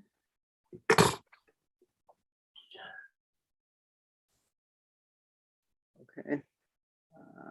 So we've moved past that item, and so now we're at the real big item, the election of chair and vice chair. Did I miss anything, executive officer? Is that where we are? That is exactly where we are. Okay, thank you very much. This is the time where we will vote on a chair and vice chair. And serving in this acting capacity has been a little challenge for me, but willingly I've done it. So we're gonna move forward with election of the chairperson first and vice chair, but I would just like to make a comment, the importance of taking on this position and the commitment that it requires for vice and chair, for the pre-agenda meetings to the when you get called upon, when things happen, emergencies happen, we have a duty and responsibility to make ourselves available for this service. And so I just want to remind all of us that as we make the decision of who that person will be, that comes with it the commitment and duty and responsibility. And so with that, amongst the board, if you guys would like to nominate, it's your call at this time. Don't everybody speak at once. Well, this is Carmen, and I'll say that I've enjoyed being on the board tremendously, but I just cannot cut out the time necessary to be in a leadership position. Not as, I don't know if I would get enough votes to be supported, but at this time, I recognize what an important role that is. So I am not willing to take on any, either the chair or the vice chair role at this time. We're still glad you're on our board though, Carmen, for sure. This is Sean. Denise, can you hear me? Yes, I can hear you. We're voting Okay. on, we're making a motion on, not a motion, but we're nominating for chairperson at this time. Okay, is it open for comment? Yes, who Okay. you would like to nominate? Well, just want to say that, I miss Chair, our former Chair, Lonely.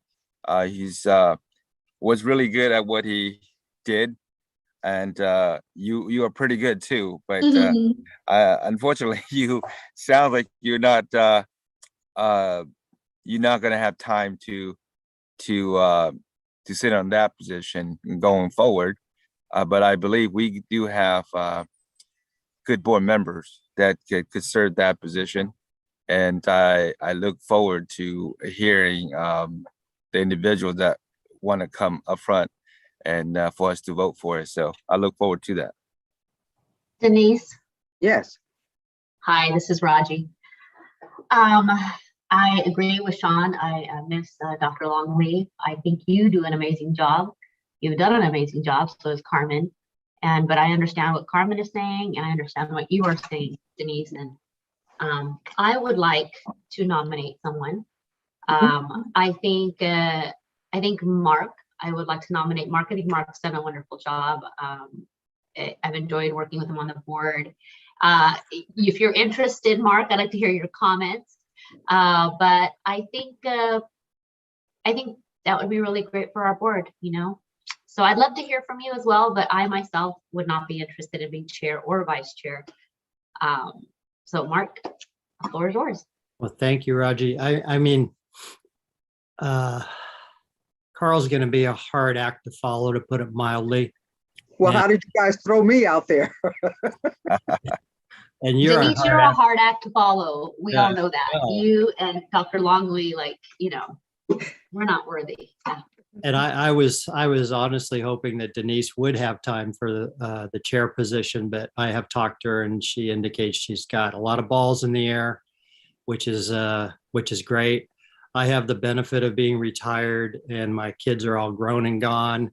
So all I have as a conflict is my passion for recreating and traveling and so on. So I am willing to step in. I'll throw my hat in the ring. And with the caveat that, and I mentioned this to Denise, I will be gone for the June meeting. I've got a destination wedding that I have to go to out of the country. And other than that, I will attend every board meeting and make myself available as needed for a lot of the other activities that the chair is engaged in. So yeah, I appreciate it. Thank you. And in concert with that, I'd like to nominate Denise to remain in a leadership role as the vice chair if she's willing to do that.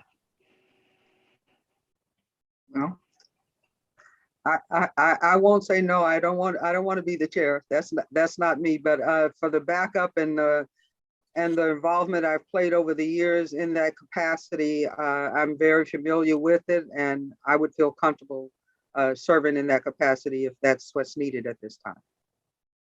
So if I can chime in, I appreciate those comments and appreciate the leadership here. I mean, if I may, do we need to make a motion? I will make the motion that we make Mark the chair and Denise the vice chair.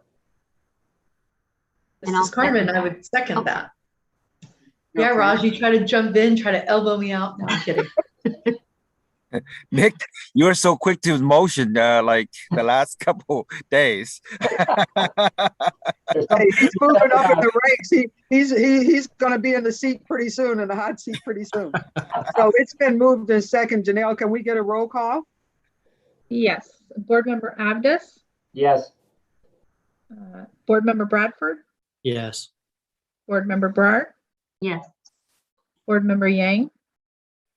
Aye. Vice Chair Ramirez? Yes. Acting Chair Kadara? Yes. Okay, I'm out the hot seat. That sounds pretty good to me. Thank you, board members. Thank you for the support for the both of us, and thank you for the leadership role you play for our region. Outstanding board, and I'm glad to be a part of it. You have any comments you'd like to make, Mark? Yeah, just thanks, everybody. I enjoy working with everybody on this call as well, and look forward to continued mentoring by Denise, because I've observed a lot, but honestly, the last 2/3 of it has been on a computer. So I look forward to doing it in person in April in Fresno, and continuing and doing things in person, because I think we do a lot over Zoom, but we lose a lot too by not interacting personally. So again, look forward to that. All right. Thank you. Congratulations, Denise and Mark. Welcome aboard as our now chair and vice chair. Looking forward to work with both of you and the rest of the board member, along with the staff. All right. Thank you very much. So, Mark, you want to take over this last agenda item? You didn't take long, did you? Just it's easy to pass the buck when you're not the chair. well, and it's easy to pass the buck on this one because this is a new assignments for the board working groups that Patrick initiated between the last meeting and this meeting. So I will hand it over to Patrick. I believe he's spoken with all of us about our preferences and thoughts on the new proposal to restructure the working groups. Yeah, no, and just to kind of conclude the earlier item, I truly appreciate Denise, your service as chair. It's always a huge role, as evidenced by all the communications that you reported. I know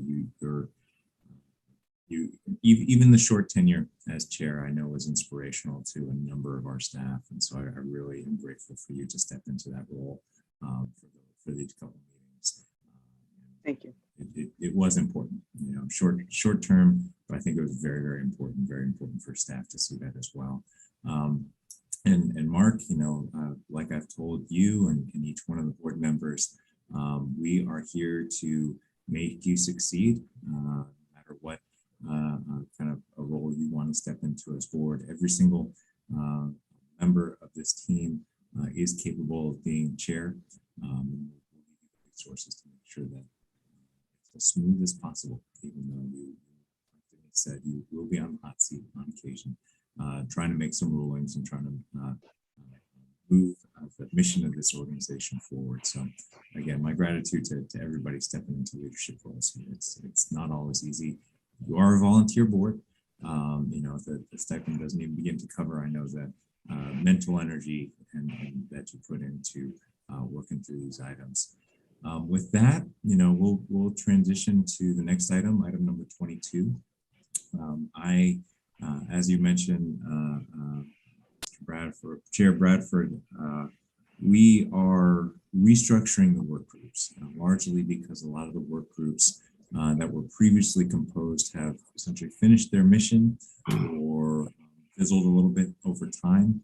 I really want to make sure that these working groups are and enable us to go out there into the field to do things with a little bit more flexibility and to engage in members of the public and communities that we who our regulations will affect. So that was kind of the idea behind it. I think that we will be getting out into the field more often. You will be able to meet with staff more often when you sign up for these working groups.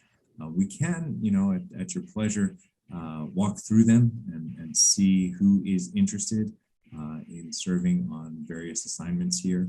I think, for one, for group number 3, which is the agricultural working group, which really centers on our irrigated lands regulatory program. We do have the current work group members are Nick Avdis and Sean Yang.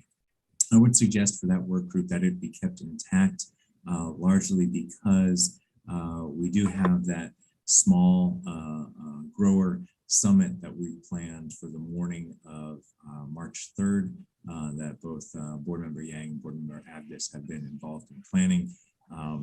We can, the working groups can shift anytime, but I would certainly posit that for the near term at least, we keep that group intact. It'd be great to have 3 members on a working group, but legally, all of a sudden, when you get 3 together, it is an advisory board and subject to all the requirements of Baker Keene, has to do everything in public, and so things change just a little bit there. So that would be kind of the first issue of kind of housekeeping as we move forward. And again, if there's anybody opposed, let me know. And if anybody's had interest in kind of joining up with that group in the future or kind of reshuffling the deck, we can certainly do that. But any comments on that one? You keep getting soft and speaking, Patrick, so you got to speak a little bit louder. I can't wait till we're in person again. Okay. Okay. I got the camera with the cool microphone, and then Windows updated, and all of a sudden the microphone isn't what it used to be. So the same issues. We're seeing that everywhere. I think that sounds great that Sean and Nick continue to serve on the Ag Working Group. Right. So no further comments on that one. I'll go back to number 2. Number 2 is a Basin assessment work group. As we talked about yesterday, with the it's essentially working on all those issues that we talked about in the triennial review. Although we will acknowledge that there are work groups, the CV salts and drinking water group would be separate and apart from that. So kind of the issues specifically related to CV salts and drinking water would be separate. But essentially everything else that we discussed in the triennial review would fall under the purview of this working group. And that would include the tribal beneficial uses like you just heard about earlier this morning. I want to know if there's anybody who kind of is expressing interest in that one. There's plenty of opportunities for engagement and likely, we will be getting out in person and seeing some of these issues, whether it's mercury, whether it's tribal beneficial uses, or some of the decisions that we need to make with respect to prioritizing projects up for basin plan consideration. Patrick, can I ask a question? As we start talking about these working groups, can you give us a parameter of what kind of time commitment this might be, right? Whether it's going to be by Zoom, whether we're going to be site, because I think that helps me consider, like, as far as intellectual interest, I love this. As far as time, I don't know. So can you advise? It is what you make it. I mean, honestly, I think it is what you make it. Ooh, for that answer.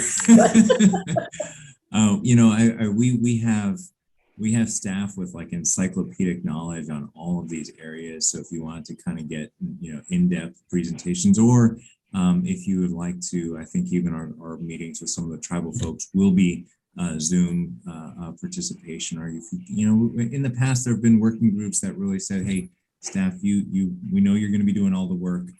We don't necessarily have the time to attend the meetings, but afterwards, let's debrief. Let me make sure that I'm staying abreast of what's happening in this area, and I'll pick and choose if there's an issue that jumps out that I want to be, involved in. So it could be as simple as kind of regular briefings. Again, I really want to make it flexible so that anybody who is interested can be involved, and the level of involvement can kind of be calibrated to the amount of time that you have to spare. Because again, this is stuff that you're not compensated for, just kind of extracurricular activities. So we want to keep it as flexible as possible. Carmen, I think that would be a role that you could play. I mean, that would be something I personally think you would make a significant contribution. And as Patrick has said, it's what time you make it. But there are a lot of critical issues in there.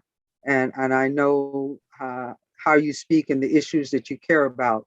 That would be one of the areas I think you could be some great support. And it is flexible. Well, thank you. And so, Patrick, so I will express, sort of an interest to participate.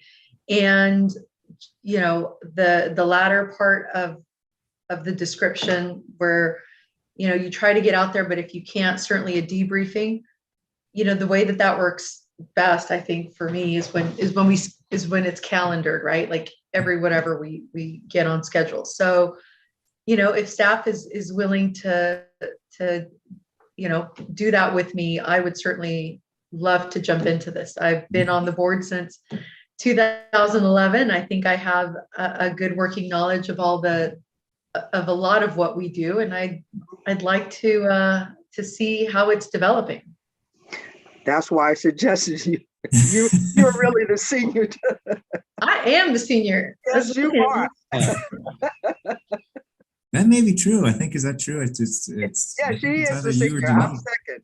Yeah. She's been here 11 years, and I came on in 2014, so she's got 3 years on me for sure. Oh, and still so youthful looking.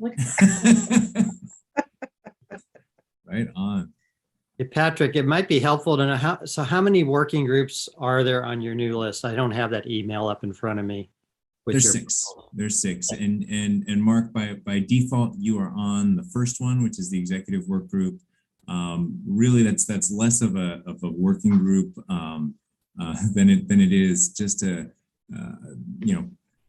Carl and Denise got involved in a lot of issues, and I think Carl kind of set the standard for what the board chair did, but it wasn't written down anywhere, and it certainly wasn't as transparent as we'd like it to the public. So putting this work group together and putting that description out there, I think makes it a little bit more plain about what the chair and vice chair's role is, about planning meetings and making some rulings on items that come before the board. So that's really what that work group is. Apologies for skipping over that. Then to kind of run through Basin Assessment Work Group, which is what we're discussing now, as number 2. The Agricultural Work Group is what we just previously discussed that Nick and Sean are on. Number 4 is Forest Management and Wildfire. And again, I think that's kind of one of those issues where, things don't happen quickly until they do. We've got a few big items that we're working on with the feds, most importantly, a non-point source permit that would regulate a huge swath of federal lands. We have a little bit with the SB 901 utility corridor work in that area. That's of interest. It's rapidly kind of an evolving landscape where there may be additional resources that pop up, additional laws that will likely get adopted, and God forbid, but it is pretty likely that there will be more massive fires on the horizon that we'll have to deal with. Next up for the group number 5 is CV Salt's Drinking Water Program and SB 1215 Wastewater Consolidation. I think this is the group that most heavily works with the disadvantaged communities within our region. Those are the kind of 3 areas where it's most critical that we have their involvement as we kind of plan out long-term strategies to provide safe, clean, and affordable drinking water consistent with the human right to water. So that's kind of a separate work group. It's one where I know, Denise, you've been involved simply because of your engagement with CV Salts and with the early action plans. And I would certainly hope that you could continue to be a part of that one, and the other membership on that one is open. And last but not least, Litigation and Petitions work group. The big one. What's the last one again? Litigation and Petitions. As all the board members who've been around for a little while know, we have our meetings every 2 months, and very often kind of litigation and negotiations, we'd like to kind of have the ability to check in with the group that is staying on top of that. Even if the litigation is more long-term, that like the dairy litigation that's happening right now, it's both active litigation and there's an active petition going on with that one. There's litigation involving the East San Joaquin. Procedurally, it's important that we have some members of the team that keep abreast of that, and other litigation risks that may come up that we would want to discuss, and things like waters of the United States and overall legal strategies for the board.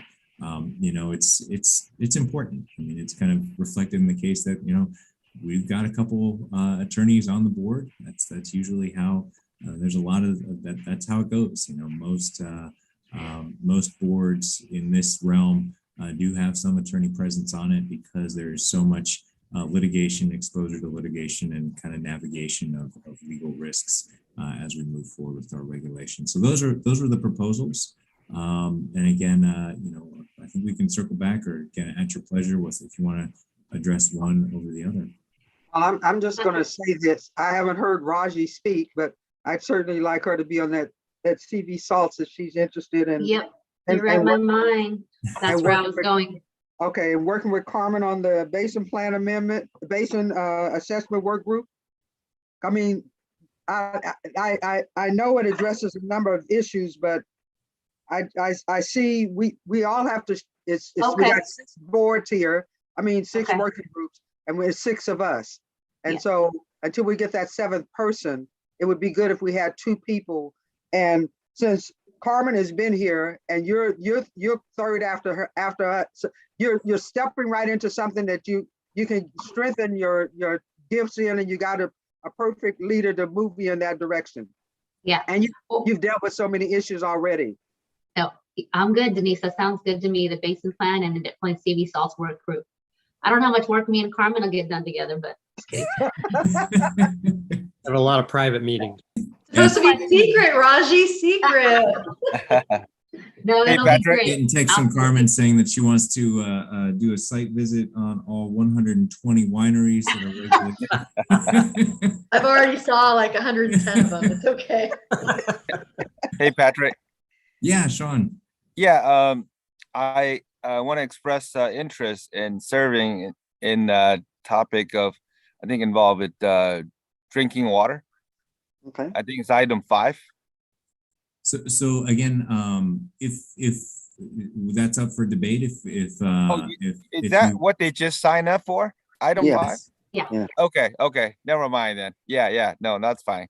we have, so you're on the ag work group. You did make the trip out to see that wildfire. If you wanted to continue engagement on those issues, that certainly is available. Litigation and petitions, you do not have to be an attorney to be involved with that one as well. I know you have a role in local government and local school districts, so that's something that certainly would, you could join up for that as well. And I will say for all the board members, it's great to have 2.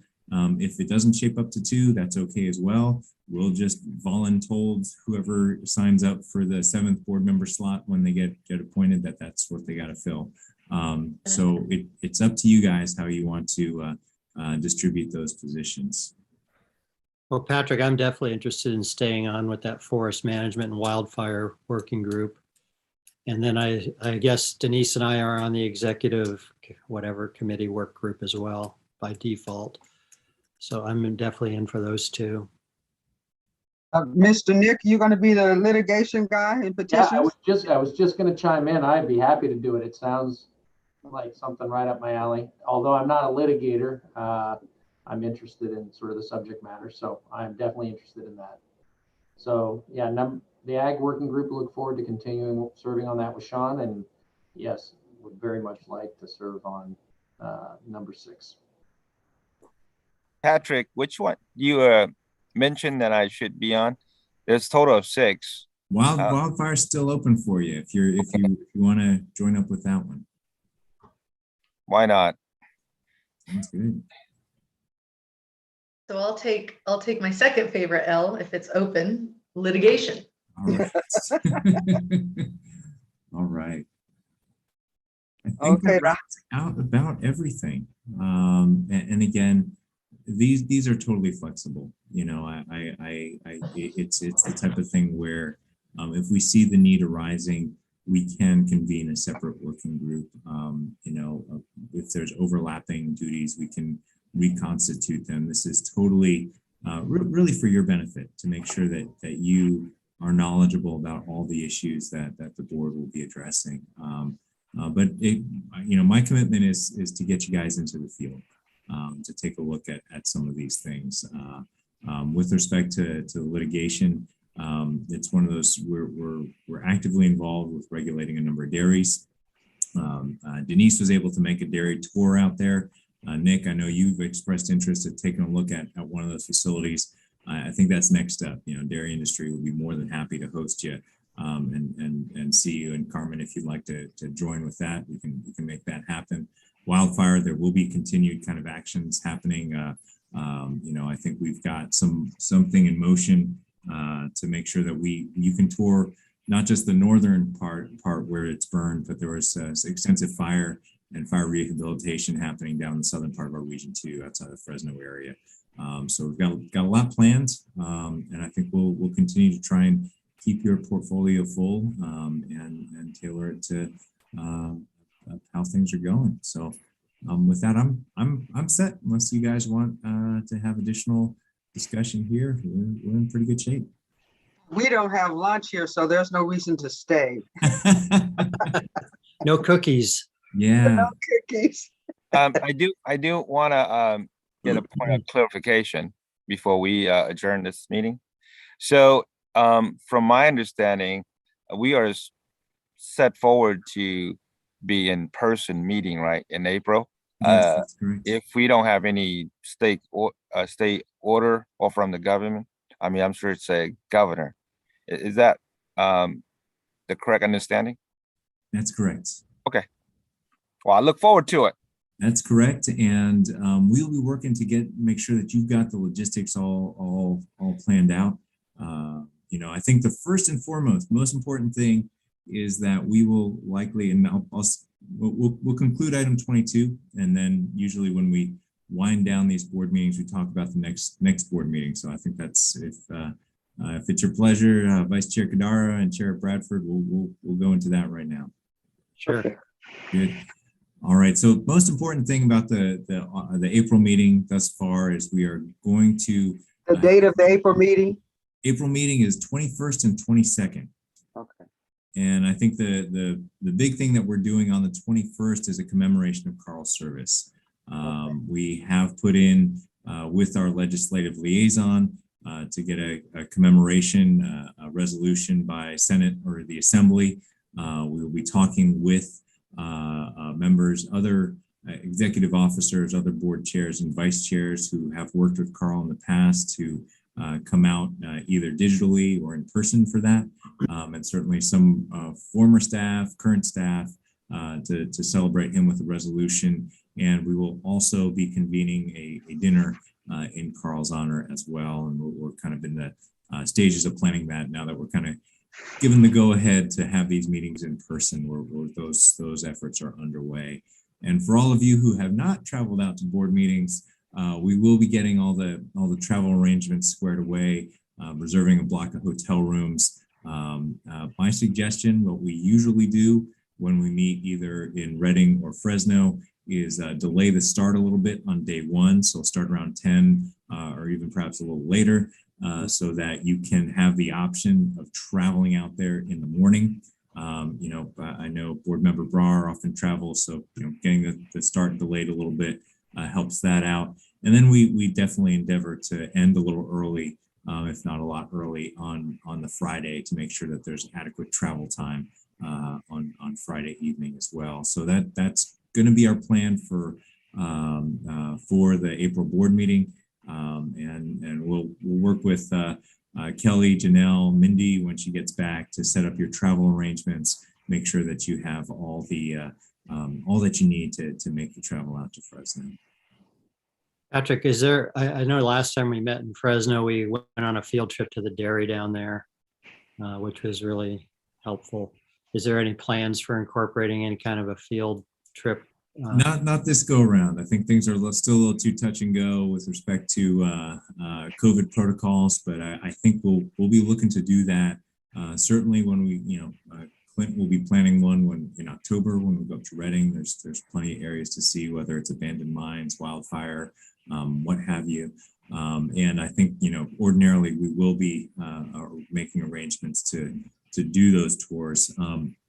I will say, and this is fairly long-term planning because it's a little over a year from now, but I think the next meeting we will, in the southern part of our region, so it'd be probably April of 2023, we'll plan on being there in Bakersfield. That's what we were actually planning on when the COVID protocols kind of kicked off a couple of years ago. We really want to get an oil field tour in there. Really want to get a meeting together in Bakersfield. So we'll be working on those logistics for 2023. So that's kind of what the long-term plan is. Patrick, if there's a possibility for our newer board members, if there's a possibility for something to happen in June, I don't know if it is, but consider some kind of tour there. I know you mentioned the Sacramento Valley Waste Treatment Facility, Regional Sand. So if something to consider there, because the more our board members have a good sense of all of this stuff that we're doing. So I'm just throwing that out. If it doesn't happen in June, Absolutely. Maybe August. No, that we're thinking of either a tour of wastewater treatment facility, hopefully Sac Regional. We'll be able to kind of line that up for us in June. If not, there are other areas where we could convene and take a look at areas with potentially harmful algal blooms within the Delta. Lots of things that we're thinking of for June. So we'll try and make that happen. Hopefully we won't be tossed any curveballs by Omicron or something else like that by June. But we're certainly, that's absolutely what we're trying to do. Okay. Yeah, Denise, thank you for bringing that up. And yeah, I am all for it. So. Okay. Good. Was there anything else on our agenda? I think that was the last item. That's it. That's it. Well, I guess this will be the first time I adjourn the meeting. Congratulations. I do want to point out my term only lasts through next September, September 23. So the rest of you need to start thinking about what your future holds. I'm due for reappointment in this year, so I'll start that process pretty darn soon. Yeah. So Patrick, if you have any influence, don't let her get away. I don't think they're going to let her get away, even if we ask. Good. All right. Well, thanks everybody. And look forward to our next meeting in person in Fresno. And I hope David brings some cookies for us. And we get a chance to send Carl off in high fashion. So. And Chair Bradford, don't forget to say that the new board members have to pay for dinner that first time. Right. Well, remember? More important. Remember? Oh, is that something that it's Have a great weekend. expensible, right? Yeah, you don't know our hazing ritual yet, but it'll be good. All right. Hey, whatever you guys say, well, me and Nick will do. Uh-oh. I don't know about that. Hey, Alan reported. Speak for yourself. I'm going to play a little hard to get here. Okay, so. Okay. All right, guys. All right. Thank you. Thanks. Have a good weekend. Bye-bye. Have a good weekend, everybody. You too. Bye-bye. Bye-bye. Okay, I will end this meeting. Thank you, Gene. Have a good weekend. Thank you all. Bye.